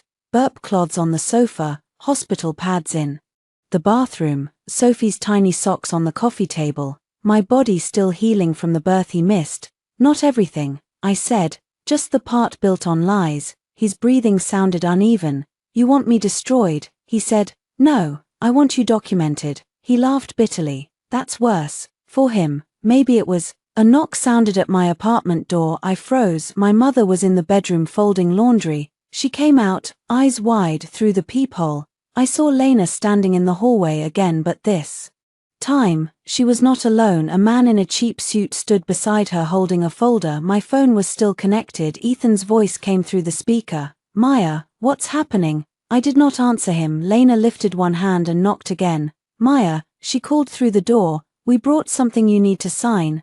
I did not open the door. That was the first lesson motherhood taught me after the hospital. Access is not owed to people who create danger. Lena knocked again, sharper this time. The man beside her shifted his weight and glanced down the hallway. He looked nervous, not like an attorney, not like a process server, more like someone Ethan found through a business contact and told to look official. My mother stood behind me holding Sophie against her shoulder.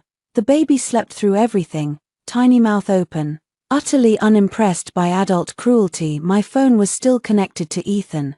Who is there? He demanded. I looked at the screen, then tapped record on my laptop. Rachel had helped me set up automatic call recording through a legal app after the family dinner. Lena, I said, and a man with papers. Ethan swore under his breath. That told me he knew. Lena leaned closer to the door. Maya, I know you're inside. We're trying to avoid court. I spoke loudly enough for the hallway camera and the phone. I am not signing documents presented at my private residence by my husband's mistress. The man in the cheap suit looked like he wanted the floor to swallow him. Ethan snapped. She is not my mistress. Lena heard him through the door. Her expression flickered. Interesting. I raised my voice. Then what is she? Silence from the phone, silence from the hallway. My mother's eyebrows lifted. Lena recovered first. This is exactly why Ethan is worried. You're unstable. There it was again. The word they had chosen for me, unstable. I felt a strange calm settle over me. You came to the apartment of a woman who gave birth less than a week ago, I said, with surprise. Paperwork and no lawyer notice. Say unstable again. The man beside Lena held up both hands.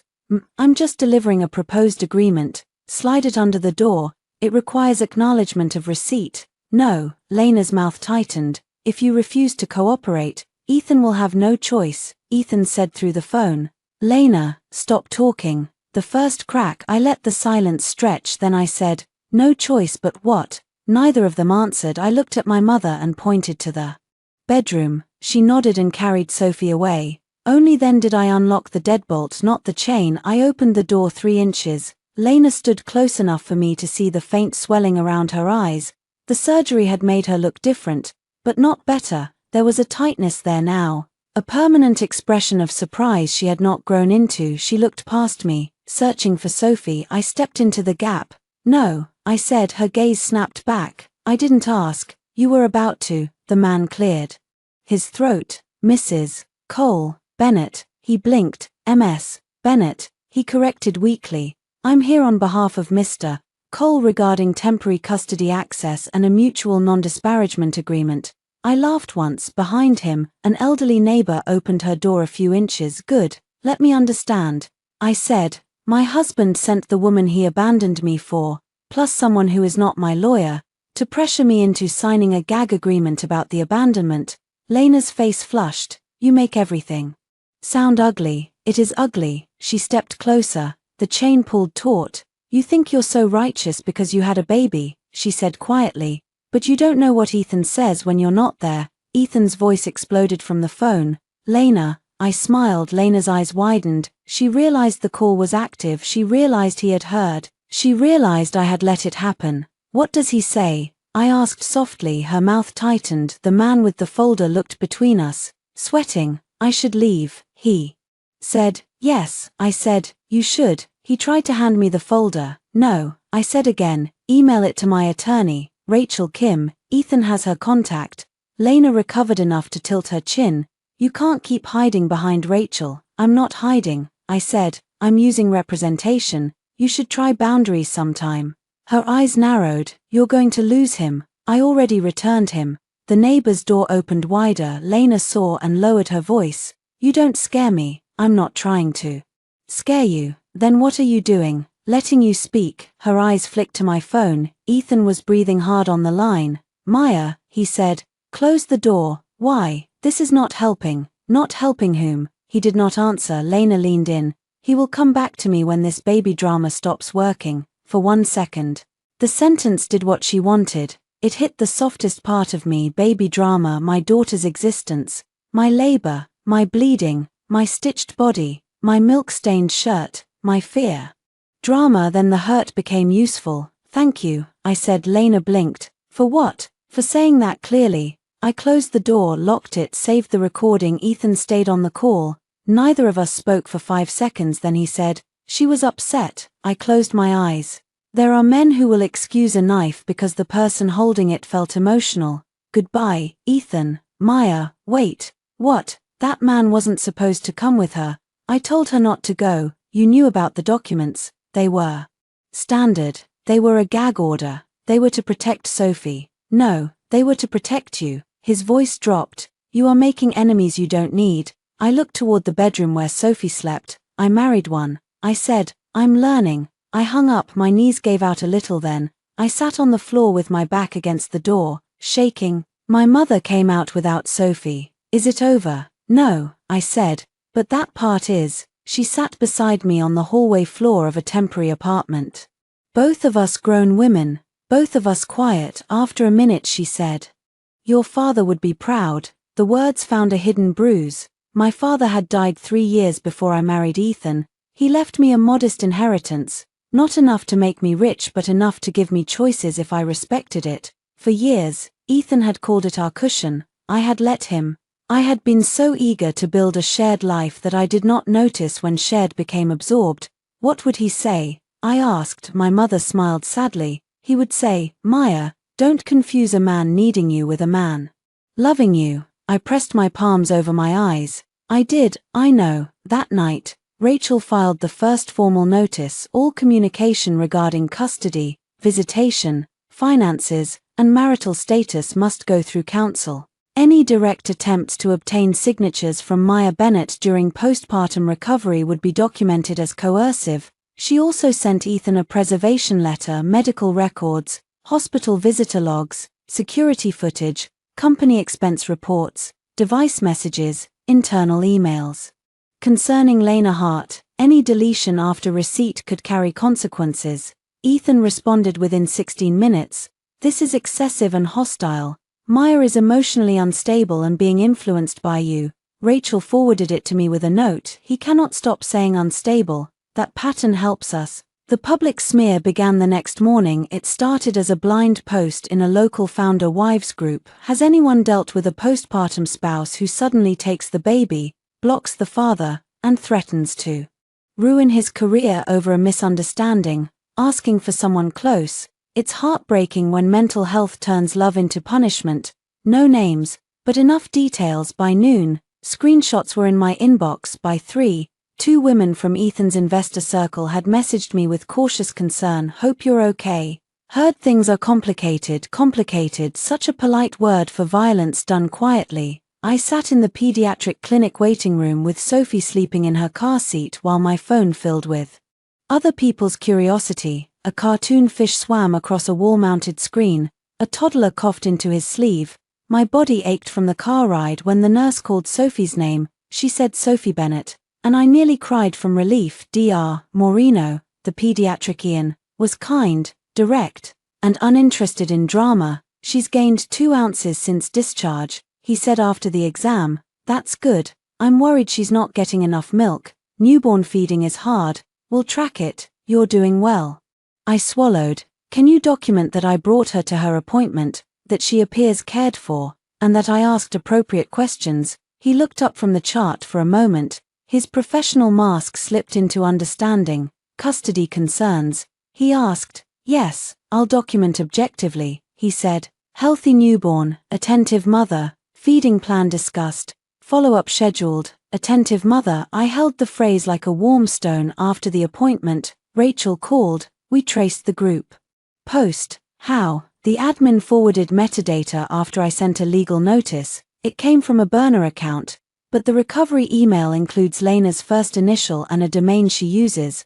I stood beside my car in the clinic parking lot. Cold wind cut through my sweater. "Can we prove it?" "Not fully yet, but enough to warn them." "What do we do?" "Nothing public." "Not yet." I looked at Sophie's car seat. "Not yet," I repeated. That evening, Ethan sent an email. "Maya, I don't know what Lena did, but I didn't authorize any online posts. I want to see Sophie. I also want us to talk without lawyers. I think if you look at me, you'll remember who we are." I read it while Sophie slept on my chest. Who we are. He still thought our marriage was a shared identity he could invoke like a spell. I wrote back through Rachel. Sophie's welfare requires stability. Provide 3 proposed supervised visitation times through counsel. Do not contact me directly except for urgent medical matters regarding Sophie.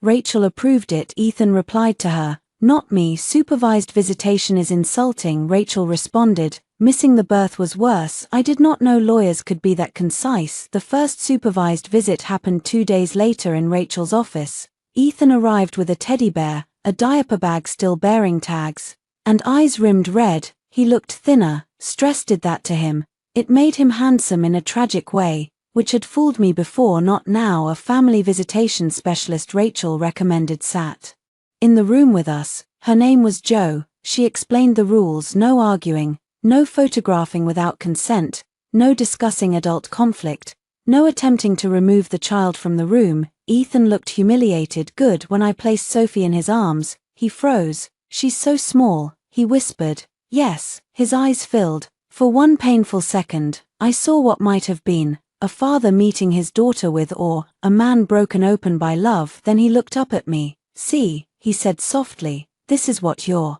keeping from me. And the moment died. Jo wrote something down. Ethan noticed. His face reddened. I didn't mean, I know what you meant, I said. He looked at Sophie again. She yawned. I want us back, he said. Jo said, Mr. Cole. He pressed his lips together. The visit lasted 4 to 5 minutes. He spent 20 of them trying to make Sophie open her eyes, 10 asking whether she looked like him, 5 complaining that the room was cold, and the rest looking like a man auditioning for a role he had not rehearsed. When it ended, he handed her back reluctantly. His fingers brushed mine. Maya, he whispered, please. I took Sophie and stepped back. Your lawyer can schedule the next visit. His face hardened. That was Ethan's true tell. Softness when he wanted something, anger when wanting failed. As I left, Jo touched my shoulder lightly. You did well, she said. Everyone kept telling me that. You did well. You are doing well. You are stronger than he thinks. I wanted to believe them. Then, in the elevator, my phone buzzed. An unknown number sent a video. At first, the screen showed the hallway outside my apartment. Then Lena's voice, clear and sharp. He will come back to me when this baby drama stops working. The caption read, would be a shame if people heard what she said. I stared at it. Someone had sent me the building camera audio. Someone else had evidence now. Before I could process that, another message came. This is Noah. We need to talk before the Westbridge event. Ethan is trying to delete files. Noah met me in the parking garage under Rachel's office because he said he did not trust the company building anymore. That was the first thing that scared me. Not Ethan, not Lena, not Diane. Noah, careful, exhausted Noah, who liked compliance holds and properly labeled folders, stood beside a concrete pillar with a laptop bag clutched against his chest and said, he asked IT to purge archived expense attachments. Rachel had Sophie upstairs with my mother. I had insisted on meeting Noah myself, not because I trusted him completely, but because I had spent too long letting other people carry the dangerous parts of my life. What reason did he give? I asked. Data minimization before investor due diligence.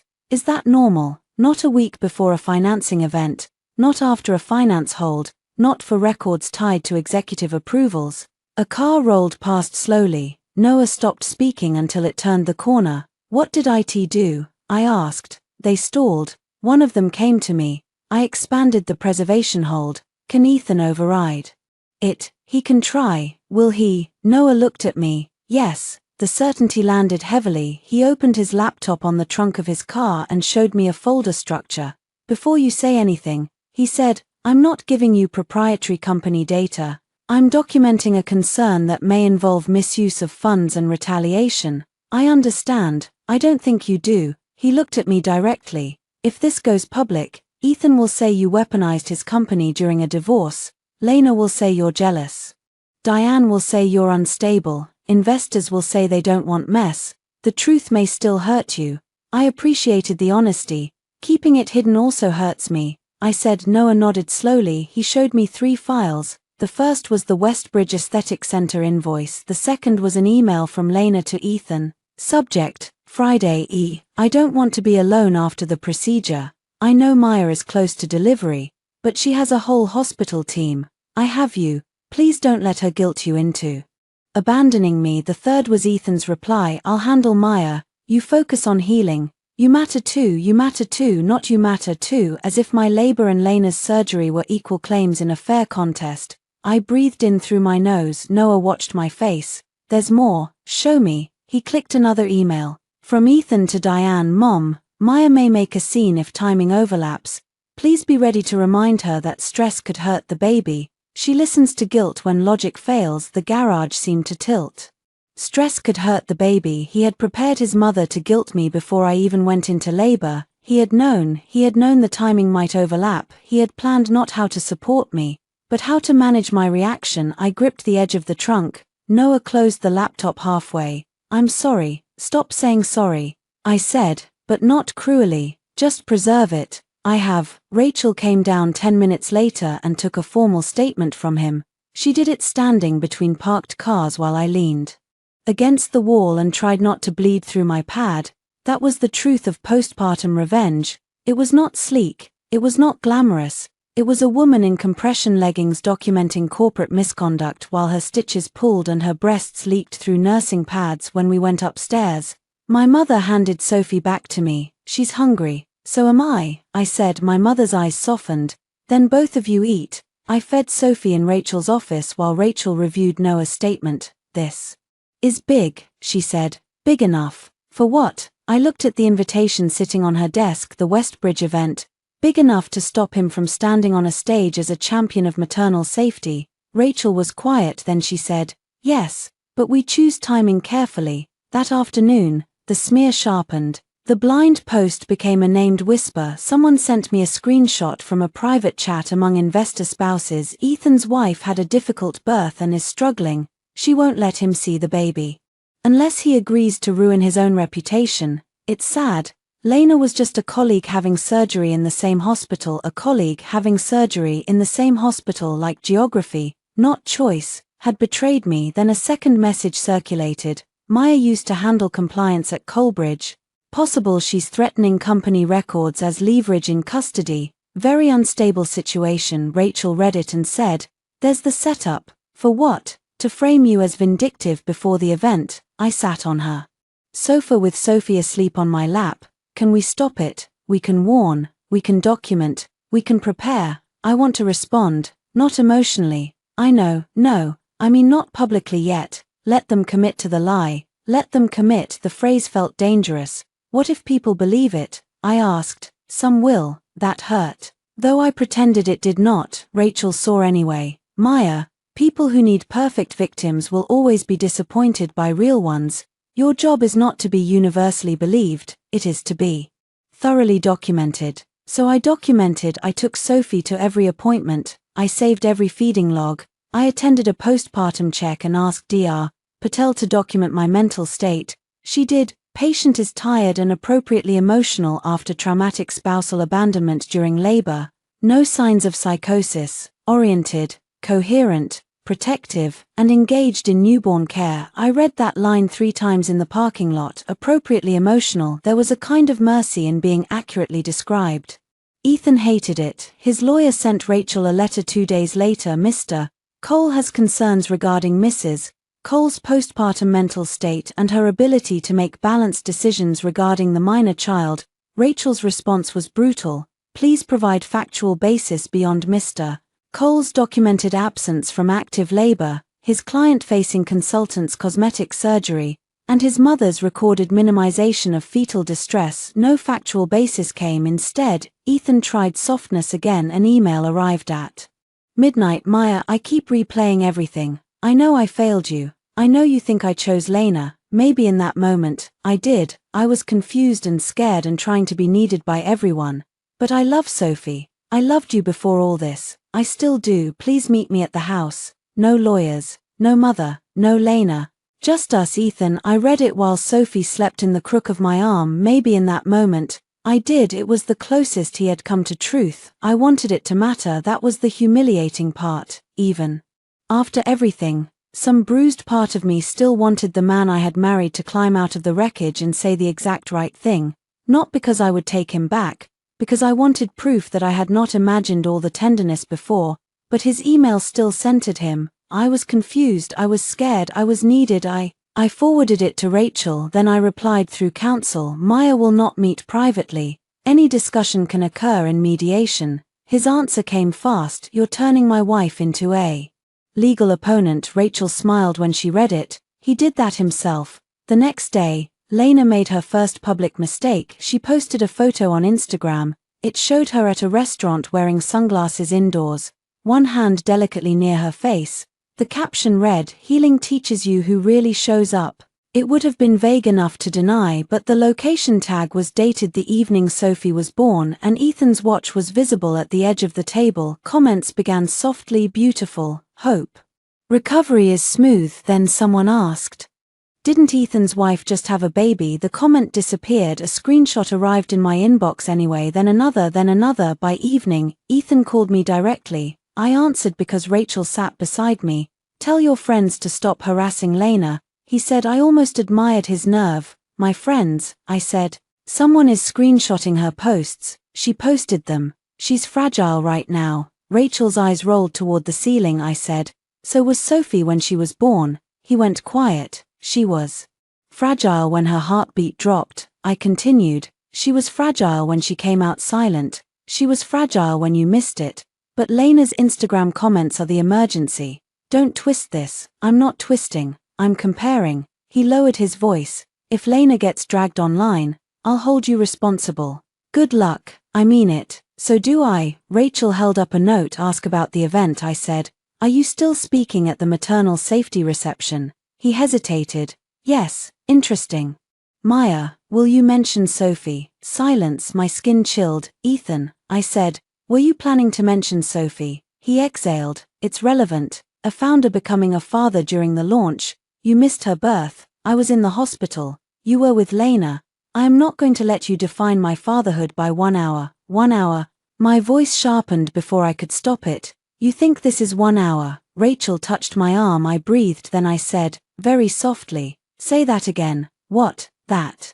You won't let me define your fatherhood by 1 hour. He seemed to realize too late that the call might be recorded. I didn't mean, no, I said, you meant it. You always do before you revise. I hung up. Rachel saved the recording. The event was 2 days away that night. Sophie would not sleep. She cried from 9 to midnight, tiny face red, legs kicking.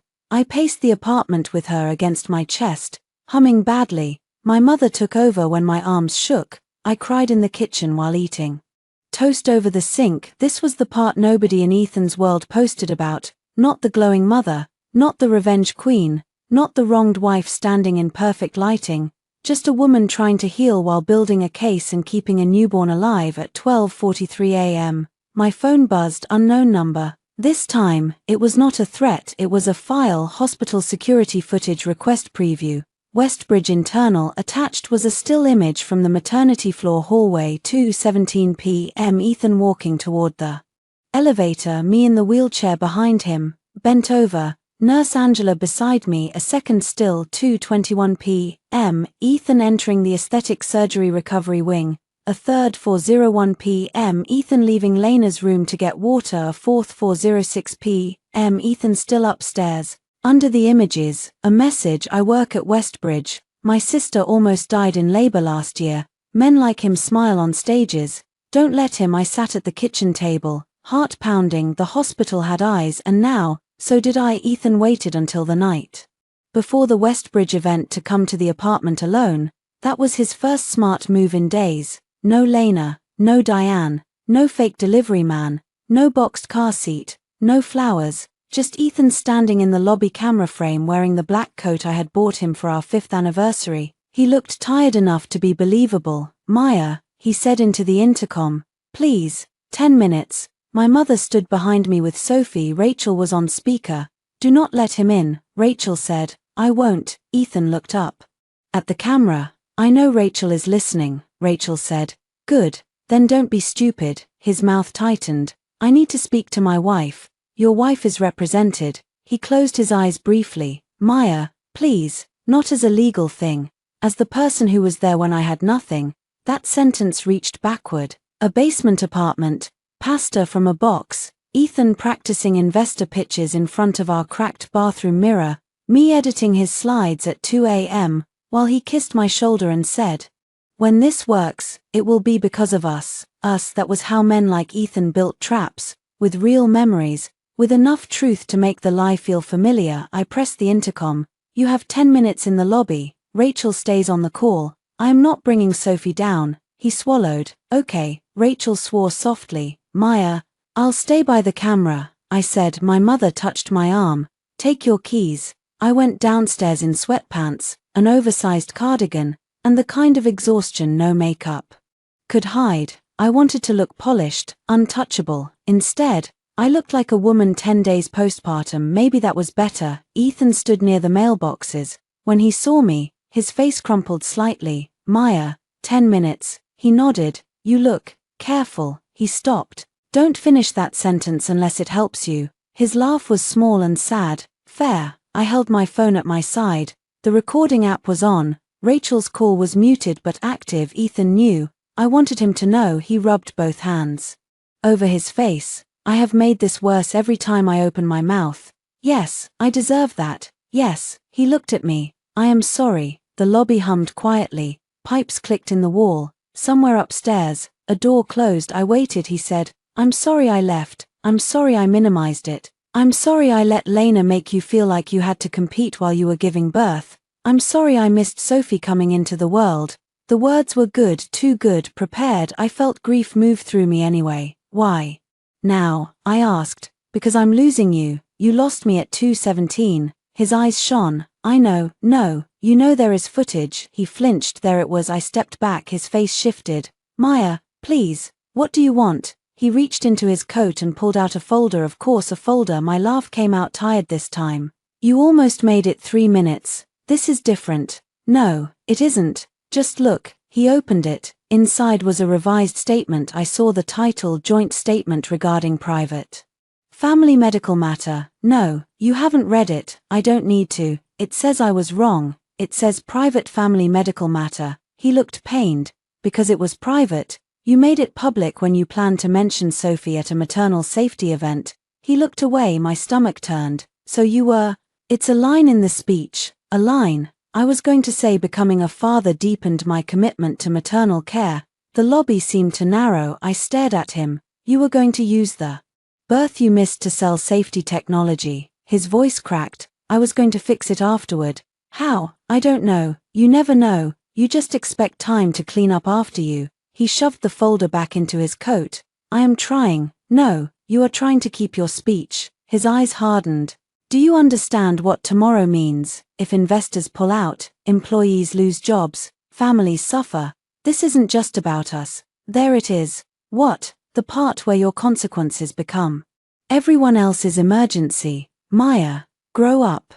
The words hit the lobby wall and came back changed. He knew it immediately. His face went pale. "I didn't mean that." I smiled faintly. "You always do before you revise." He stepped closer. I stepped back. "Don't," I said. He stopped. "I am not your enemy." He said, "You sent Lena to my apartment with documents." "I didn't send her. You knew about them." "I was desperate." "You threatened custody." "I was scared." "You let people call me unstable." "I didn't start that. You benefited from it."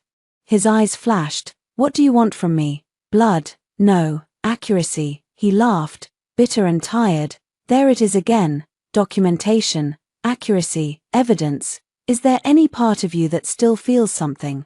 That one hurt, not because it was true, because feeling was the reason I had to document. If I had felt less, I might have left earlier. I held his gaze. "I felt every contraction you missed." He looked away. "Answer one question." I said. He hesitated. "What?" "When Lena called, did you know I was in active labor?" "Yes." The word came quietly. My hand tightened around the phone. "Did you know Sophie's heart rate had dropped before you came back?" "You texted me." "Did you read it?" "Yes." "Did you still stay upstairs?" He closed his eyes. "Yes." The lobby air went still. "And why?" He opened his eyes. They were wet now. "Because I thought you would forgive me." There it was. Not because Lena needed him more, not because he misunderstood, not because he thought I was safe, because he thought I would forgive him, because I always had. My throat tightened. For 1 second, I saw the whole marriage in that sentence. Every late night, every cancelled birthday, every dinner where Lena's name appeared like a match flame, every time I swallowed hurt because Ethan was stressed, building, tired, important. He had not chosen Lena because he loved her more, he had chosen her because he feared losing her admiration more than he feared losing my devotion. I nodded. Thank you. For what? For finally telling the truth. His eyes dropped to my phone. Maya. I lifted it slightly. His face changed. You recorded that? Yes. He stepped toward me. Delete it. No. Delete it. The lobby door opened behind him. A woman from the third floor entered carrying a yoga mat. She slowed. Sensing tension, Ethan froze, then forced his hands down. I looked at him. Careful, I said. People can see you. He hated that. I saw it cross his face, not shame that he had scared me, fear that someone else might witness it. The neighbor slipped past us quickly. Ethan lowered his voice. If you play this tomorrow, you destroy me. No, I said. You destroyed the version of you that needed silence. Please. That was the first real please, small, raw for a heartbeat. I grieved him, not the man standing in front of me, the idea I had loved, the young founder in the cracked mirror, the husband who once wrote me notes on coffee filters because we could not afford stationery, the father I imagined beside me under hospital lights. But grief is not a contract. I'm not playing anything, I said. He blinked. You're not. I'm not going to chase you on stage. I'm not going to scream. I'm not going to beg a room to believe me. Relief began to spread across his face. Then I finished. I'm going to let the truth arrive properly. His relief died. What does that mean? It means you should rewrite your speech. I turned and walked toward the elevator. Behind me he said, Maya. I pressed the button. You don't have to do this. The elevator doors opened. I stepped inside and turned to face him. You're right, I said. I don't have to. I choose to. The doors closed on his face. Upstairs, Rachel was still on the line. You got it? She asked. All of it. Send it now. I sent the file. My mother came out of the bedroom with Sophie sleeping on her shoulder. How did it go? I looked at my daughter. Her face was turned toward my mother's neck, peaceful and warm. He admitted he stayed because he thought I would forgive him. My mother's eyes filled. I did teach him that, I said. No, she replied. He exploited what was kind in you. That is not the same thing.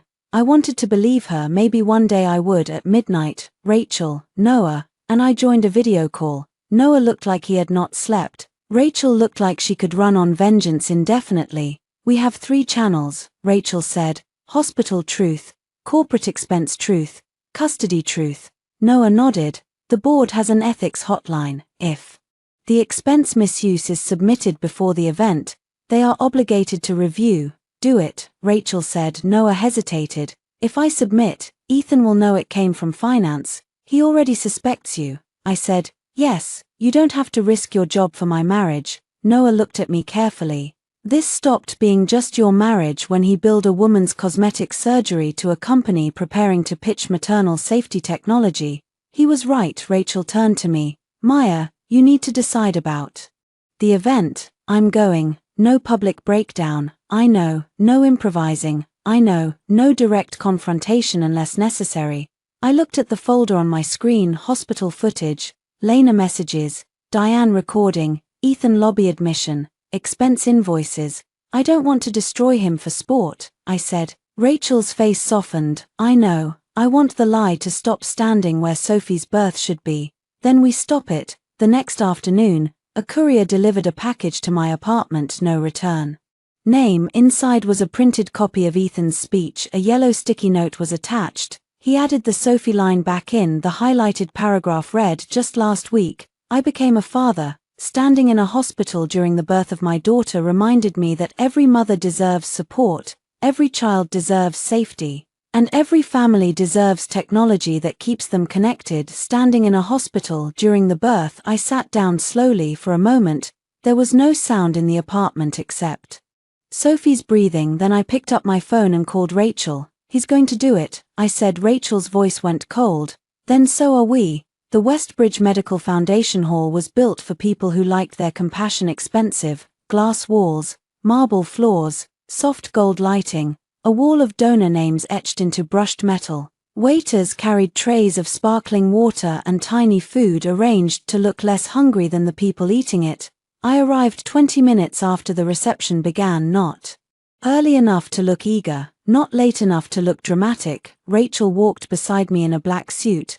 My mother stayed home with Sophie. I wore a navy dress with long sleeves, flat shoes, and the necklace my father gave me when I graduated college. My body still ached, my breasts were sore.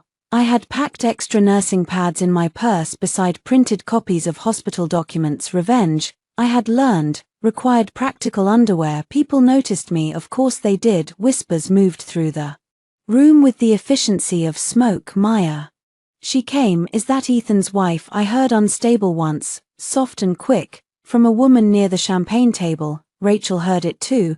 She smiled at the woman until the woman looked away. At the front of the hall, a large screen displayed the Coalbridge logo beside Westbridge's maternal safety initiative, connected care for every mother. The words made my stomach turn. Ethan stood near the stage with a cluster of investors. He looked perfect, charcoal suit, blue tie, hair controlled, smile humble enough to be trusted. Lena stood 10 feet away in a silver dress, still wearing light makeup around her healing eyes. She was not beside him exactly, not publicly, but close enough to signal belonging to anyone who knew how to read distance.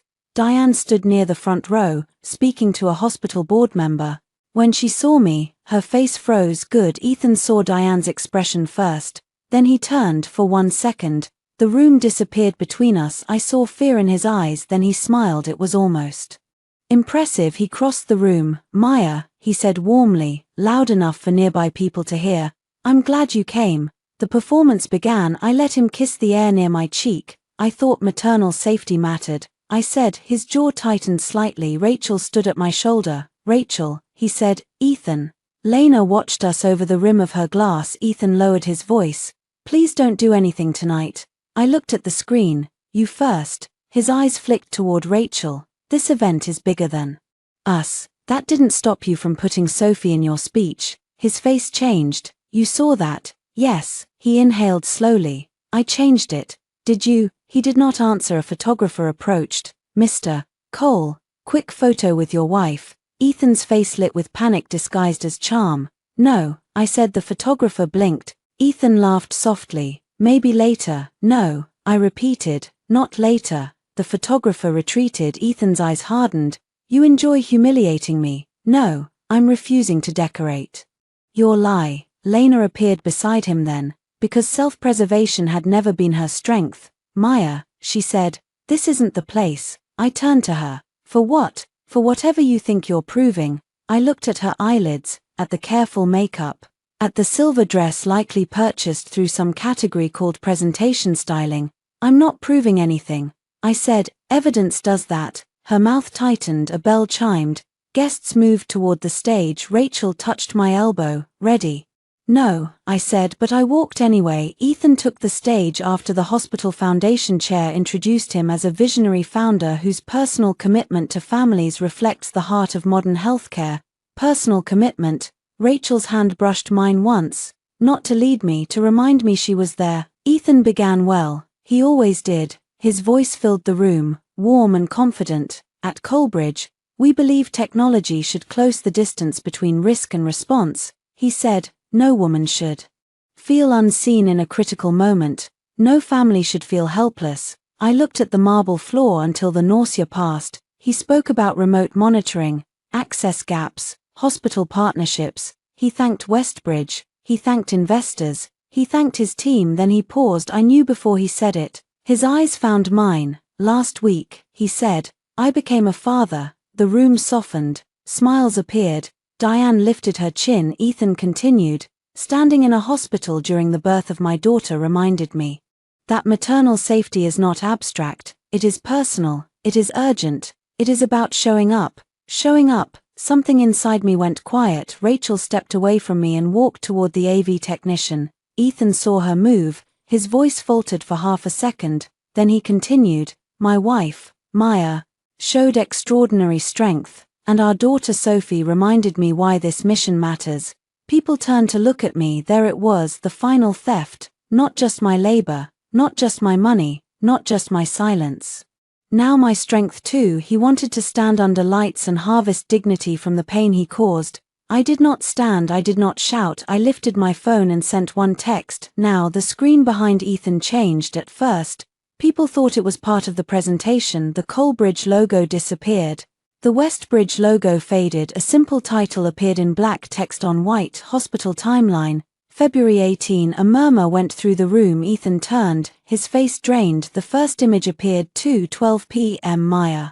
Bennett admitted to maternity triage, active labor, elevated blood pressure, fetal monitoring initiated. A still from the hospital hallway appeared beside it, me in a wheelchair, Nurse Angela beside me, Ethan standing ahead, phone in hand. The second line. 2:17 p.m. Ethan Cole leaves maternity floor after being informed patient requires evaluation. The still changed. Ethan walking toward the elevator. Someone gasped. Diane stood halfway. Ethan turned back to the room. This is a private matter. His microphone carried it clearly. Rachel stood near the AV table with the foundation's compliance director.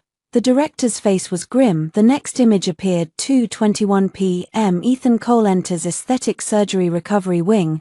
Then the invoice. Westbridge Aesthetic Center, upper eyelid revision, patient support package, L, heart, deposit, $8,400. A ripple moved through the investors. Lena froze, her glass tilted, champagne spilled over her fingers. The next slide appeared. 4:01 p.m. Message from Lena, heart to Maya.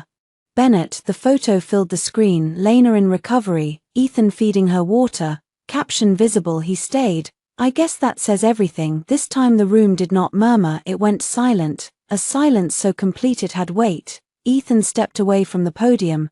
Turn it off. No one moved. Noah stood near the side wall, pale but steady. The next slide. 4:03 p.m. Sophie Bennett born, father absent from delivery room. Then Dr. Patel's note appeared. Patient delivered without spouse present, husband documented as having left during active labor. Ethan's face twisted. This is illegal. Rachel's voice carried from the side. All materials were submitted under compliance review to Westbridge Foundation and Coalbridge Board Council due to potential misuse of funds and misrepresentation at this event. The foundation chair turned toward Ethan. Mr. Cole, he looked at her. This is my wife. Weaponizing a private disagreement.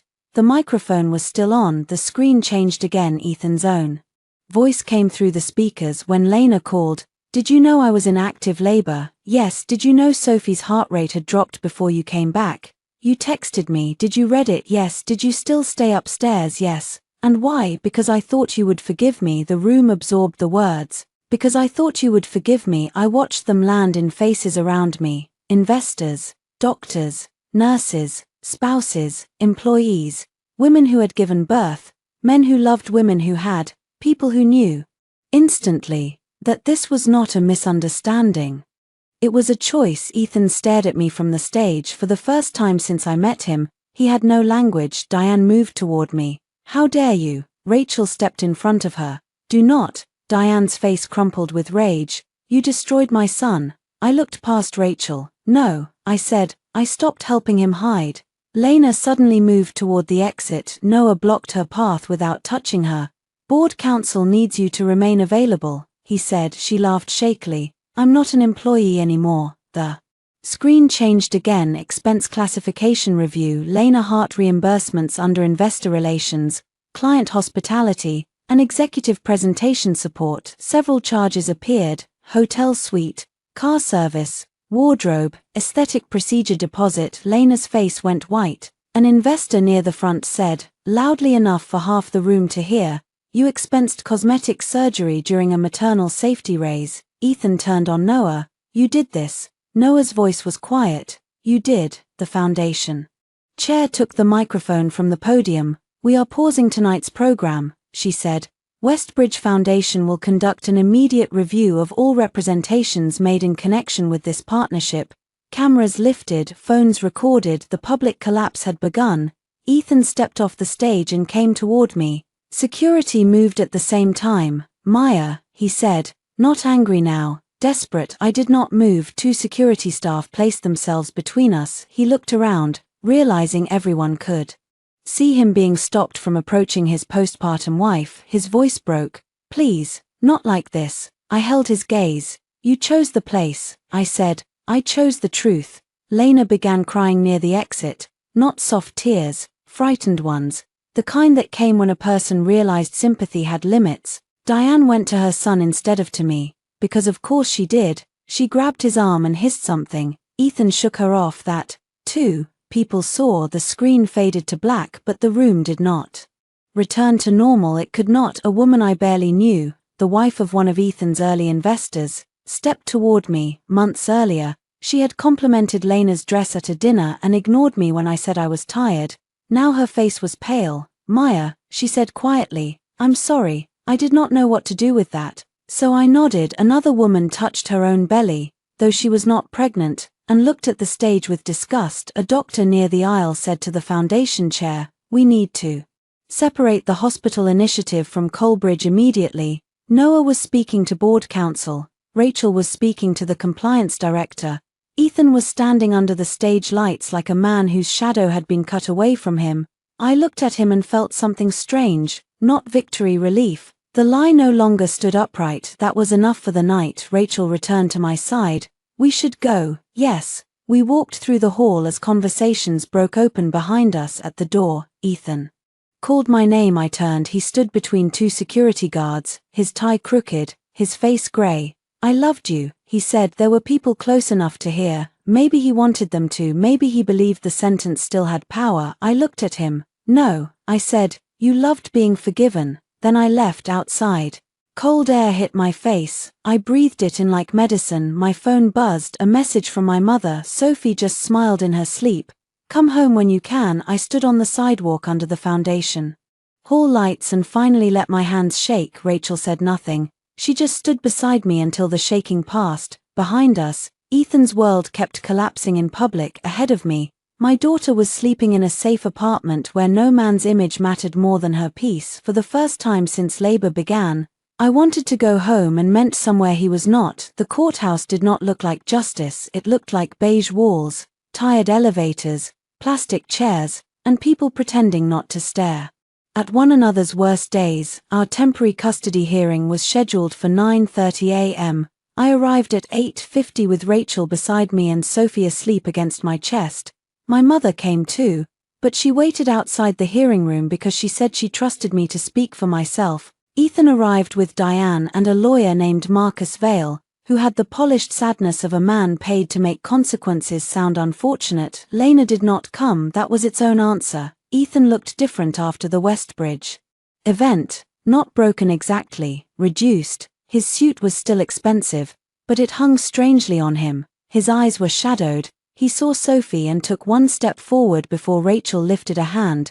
Not without the visitation specialist, she said. His jaw tightened. I'm her father. Rachel did not blink. That is under no dispute. Your judgment is, Diane hissed. This is disgusting. I looked at her. Good morning, Diane. She stared at me like she wanted to slap me and knew the hallway had cameras. Marcus guided them away. Rachel leaned toward me. Remember, short answers, facts. Don't let them pull you into emotion. I looked down at Sophie. She's the emotion, I said. The rest is facts. The hearing officer was a woman in her late 50s named Commissioner Hale.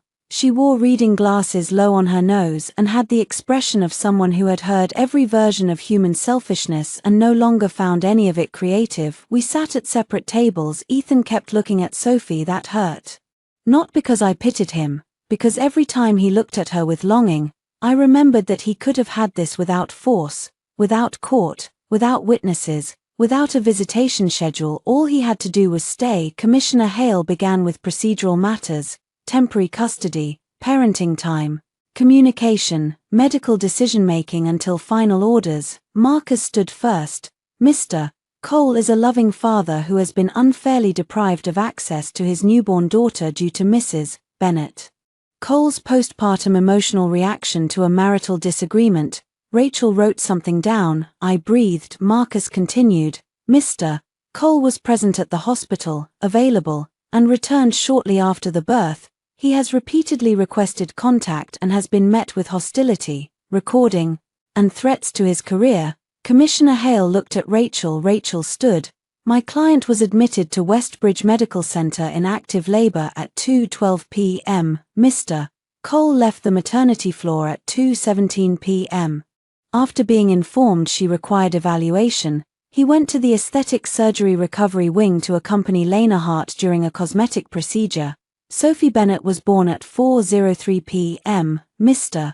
Cole was not present. We have medical records, hospital notes, security footage, text messages, and his own recorded admission. Marcus stiffened. We object to characterization. Commissioner Hale looked over her glasses.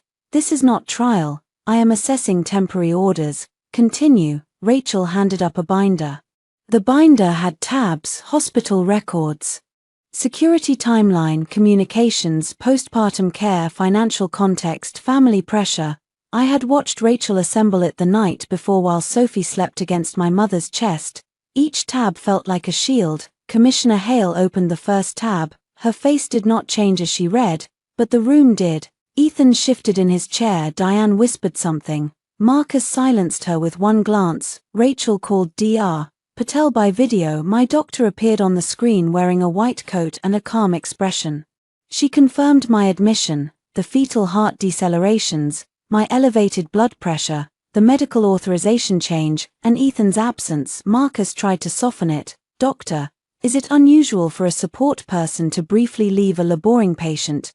Dr. Patel looked at him, briefly. To use a restroom or retrieve items? No. To leave the maternity floor for nearly the entire active labor and delivery period after being informed of maternal and fetal concerns? Yes. I looked down at Sophie. So no. One would see my eyes fill. Nurse Angela appeared next. She confirmed the conversation at triage, Ethan's statement that Lena was in surgery, my request that his departure be documented, the text I had asked her to send, his response, "Don't phrase it like that." Commissioner Hale looked at Ethan over the page. Ethan looked at the table. Then came Jo, the visitation specialist. She described the supervised visit. Mr. Cole was appropriate in handling the infant physically, she said, but he made several comments framing Ms. Bennett as responsible for his lack of access rather than focusing on the child's needs. Marcus objected again. Commissioner Hale said, "Noted." Then Rachel played the lobby admission. My own voice sounded strange in the hearing room. When Lena called, "Did you know I was in active labor?" "Yes." "Did you still stay upstairs?" "Yes." "And why?" "Because I thought you would forgive me." The silence afterward was different from the event. Smaller, more legal, more final. Ethan put his face in his hands. Diane whispered, "Ethan." He did not look at her. Marcus stood. Mr. Cole has never denied regret. But regret should not be transformed into permanent deprivation of parental rights. Rachel stood too. We are not seeking permanent deprivation today. We are seeking temporary primary physical custody for the mother, structured supervised parenting time for the father, written communication only, no unilateral medical decision-making by Mr. Cole, and no involvement by Ms. Hart or Mrs. Diane Cole in visitation pending further review. Diane made a sharp sound. Commissioner Hale looked at her. "Mrs. Cole, one more interruption and you will wait outside." Diane's mouth snapped shut. Marcus said, "Excluding the paternal grandmother is punitive." Rachel opened the family pressure tab. She played Diane's hospital recording. "Babies do dramatic things. He said the doctors handled it and yet here you are, safe, with a healthy baby." Diane's face drained. Rachel stopped the recording. "Mrs. Cole minimized fetal distress and maternal abandonment less than 24 hours after birth," Rachel said. She then participated in pressure efforts to force Ms. Bennett to return to the marital home. Diane whispered, "That was private." Commissioner Hale looked at her. It was relevant. For the first time since I met Diane, she had nothing to say. Marcus tried to pivot.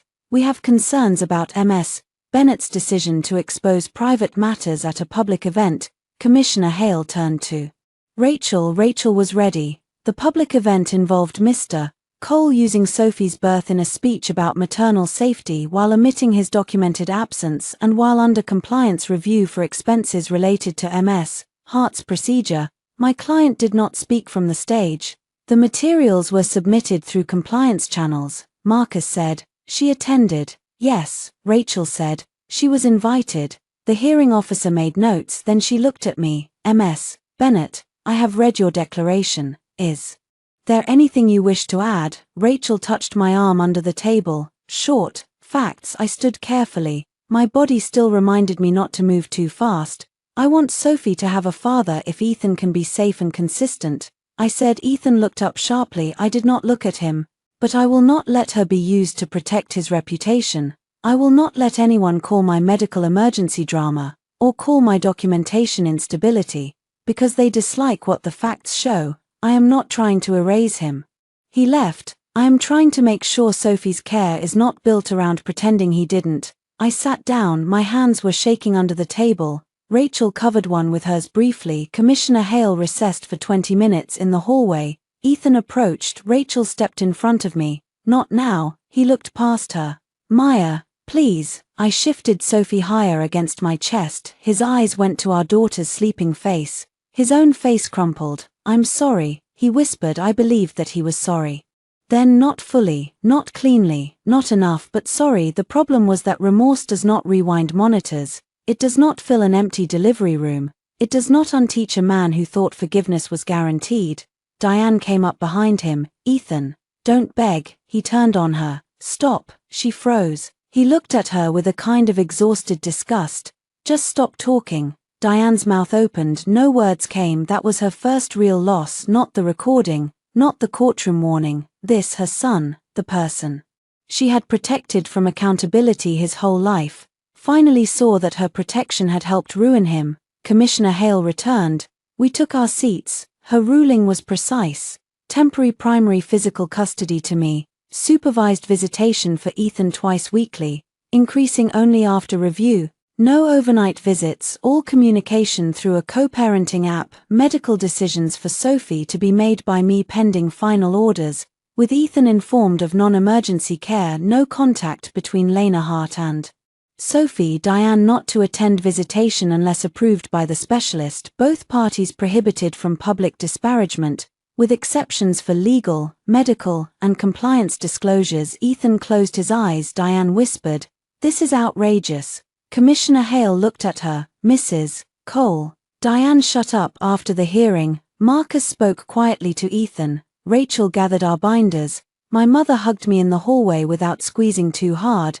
"You did it," she whispered. "No," I said, looking at Sophie. "We started, because court orders were not healing. They were scaffolding, useful, necessary, temporary structures while something stronger got built underneath outside the courthouse." Ethan caught up to us near the steps. Security was nearby, cameras too, because the Westbridge event had made local business news. He knew better than to come close. "Maya," he called. I turned. He stood 5 steps below me. "I resigned as CEO this morning," he said. The words surprised me. Rachel's head turned. Ethan swallowed. The board asked. I agreed before they voted. Diane gasped behind him. "You resigned?" He ignored her. "Lena is under investigation," he continued. "Noah is interim. The partnership is paused." I said nothing. His face twisted. "Say something." "What do you want me to say?" "I don't know." He laughed once. Broken. "Maybe that this is enough." I looked at him. Enough. He meant enough consequences, enough humiliation, enough loss, but he was still asking me to measure his pain and decide whether mine should stop mattering. "No," I said. His face went still. "This is not a bill you can pay off," I said. "There is no amount of losing that buys you back into my life." His eyes filled. "I don't know who I am without you. That sentence might have destroyed me once, now it only made me tired." "That is your work," I said, "not mine." Diane grabbed his arm. "Ethan, come on." He pulled away from her for a moment.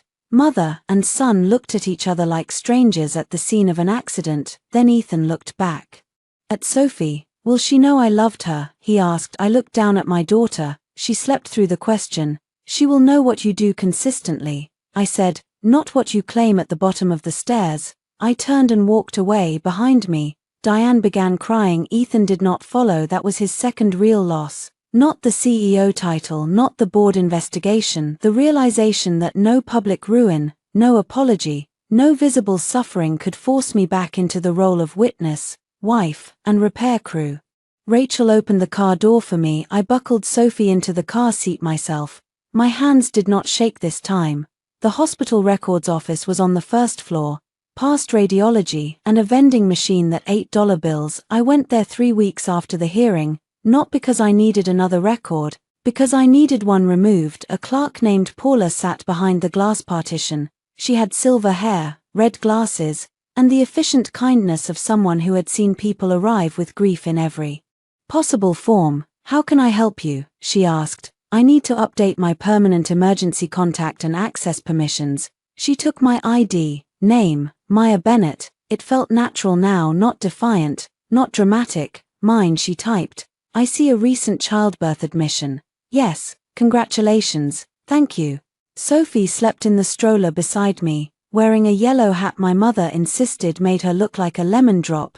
She had gained weight, her cheeks had rounded, she made small sighing sounds in her sleep that still stopped me in the middle of sentences. Paula looked at the screen, her face shifted professionally. She had seen the notes. "Current restricted access remains in place," she said. "Emergency contact listed as Rachel Kim, secondary Clara Bennett.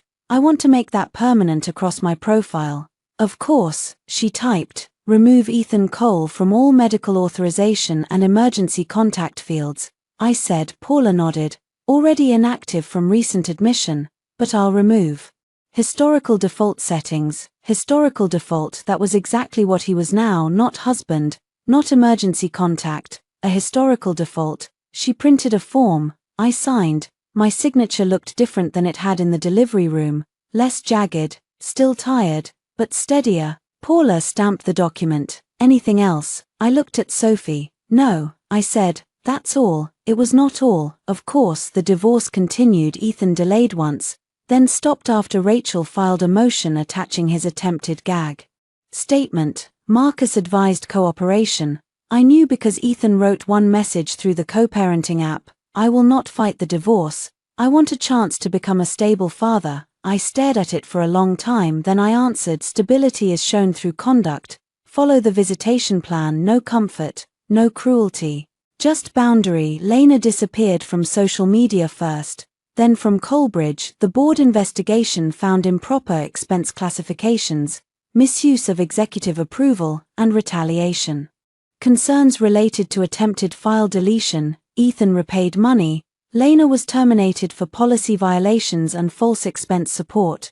Westbridge ended the launch partnership with Colbridge and reopened proposals with other vendors. Noah became interim CEO. He sent me one email after the board announcement. "Maya, your early compliance work likely saved more records than you know. I hope you and Sophie are well." I replied with one sentence, "We are." That felt like enough. Diane tried 3 times to contact my mother. My mother blocked her after the 3rd voicemail, the one where Diane cried that a grandmother shouldn't be punished for loving too much. Rachel saved the voicemail anyway. Ethan attended supervised visits. At first, he looked like a man walking into punishment. Then, slowly, he learned to change diapers without announcing that he was doing it. He learned not to ask me for emotional updates through the visitation specialist. He learned that Sophie did not care about apologies, speeches, or company titles. She cared about warmth, milk, clean diapers, and whether the person holding her was calm. That was good for him. It did not change my decision. People often think healing means anger disappears. It does not. Sometimes healing means anger becomes organized.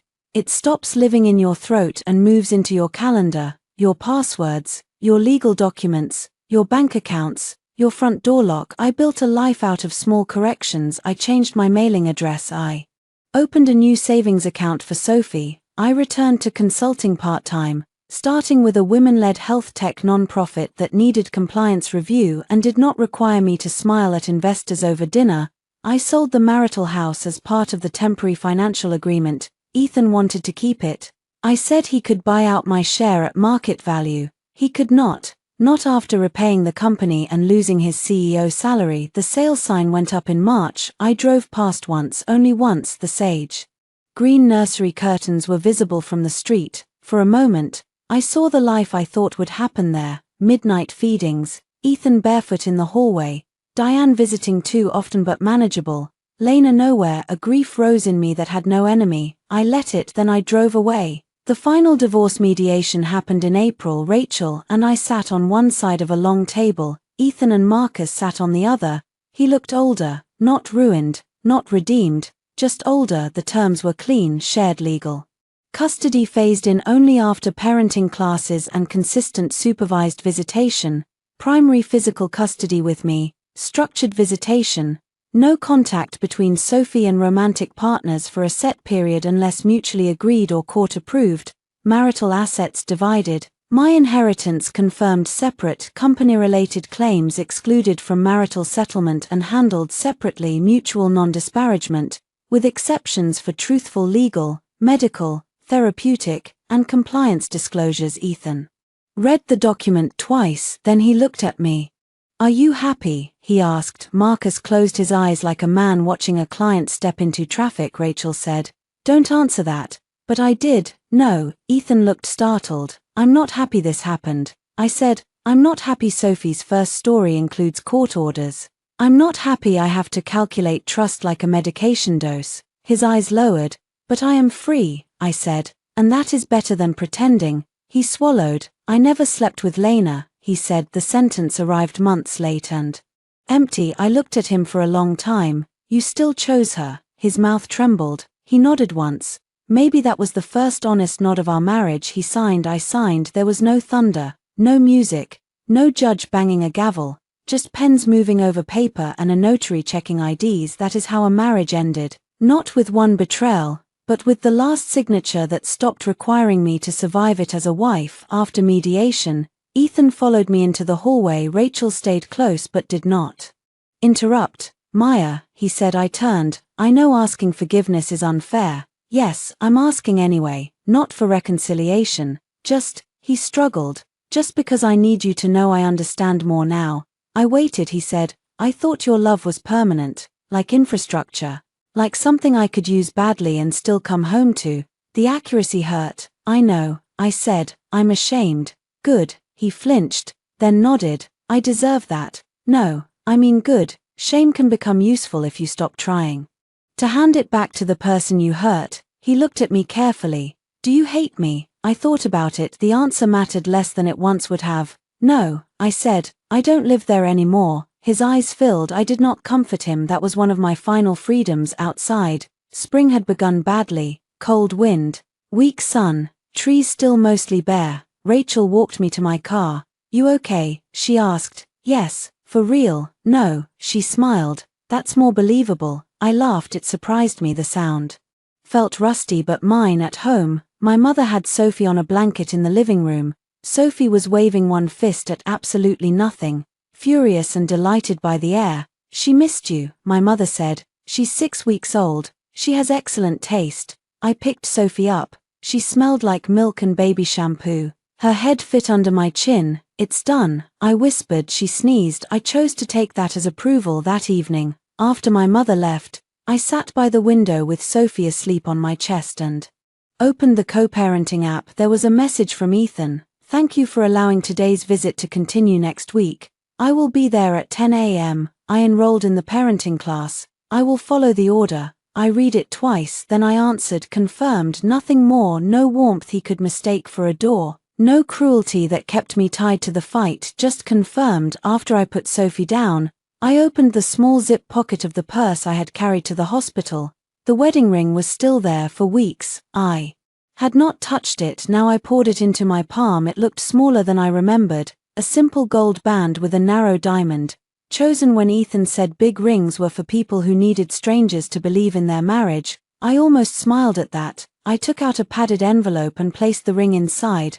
Not for Ethan. Not as a dramatic return for an appraiser. The money would go into Sophie's account. It seemed right that the symbol of a broken promise should become something useful for the child born the day that promise ended. I sealed the envelope. Then I washed bottles, folded laundry, answered one client email, changed Sophie, fed her, rocked her through a crying spell that lasted 40 minutes, sang half of a song because I could not remember the rest. At 2:17 a.m., I was awake. Of course I was. Sophie had just finished nursing. The apartment was dark except for the small lamp beside the chair. I looked at the time on my phone and felt the old pain approach. 2:17 the minute he left. For a while, I let myself remember the hospital counter, my swollen fingers, Ethan's phone, Nurse Angela's hand under my elbow, the elevator doors closing, the feeling of being abandoned so completely that my body had to become its own witness. Then Sophie sighed in her sleep. The memory changed too. 17 was not only the minute he left, it was the minute I stopped waiting, it was the minute I took off the ring, the minute I asked for documentation, the minute I began choosing my daughter and myself with a clarity I had never given either of us before. I opened Sophie's savings app and scheduled the first automatic transfer from my new consulting payment. Then I checked the hospital portal one last time. Emergency contact, Rachel Kim, secondary contact, Clara Bennett, former contact removed, Ethan Cole. I stared at that final line, former contact removed. There were colder phrases in the world, more legal ones, more poetic ones. None had ever sounded so much like freedom. Sophie stirred. I lifted her carefully and held her against me. You and I are going to be okay, I whispered, not because nothing would be hard, not because Ethan would never disappoint her, not because court orders could protect every soft place in a child's life, but because she would never learn from me that love meant disappearing inside someone else's convenience. She would never watch me polish a man's lies so he could stand taller. She would never be told that surviving harm meant the harm did not matter outside. Morning had not arrived yet, but the dark was thinning. I sat there with my daughter in my arms, in an apartment that was mine, under a name that was mine, inside a life that was no longer waiting for Ethan Cole to choose us. He had made his choice finally, so had I.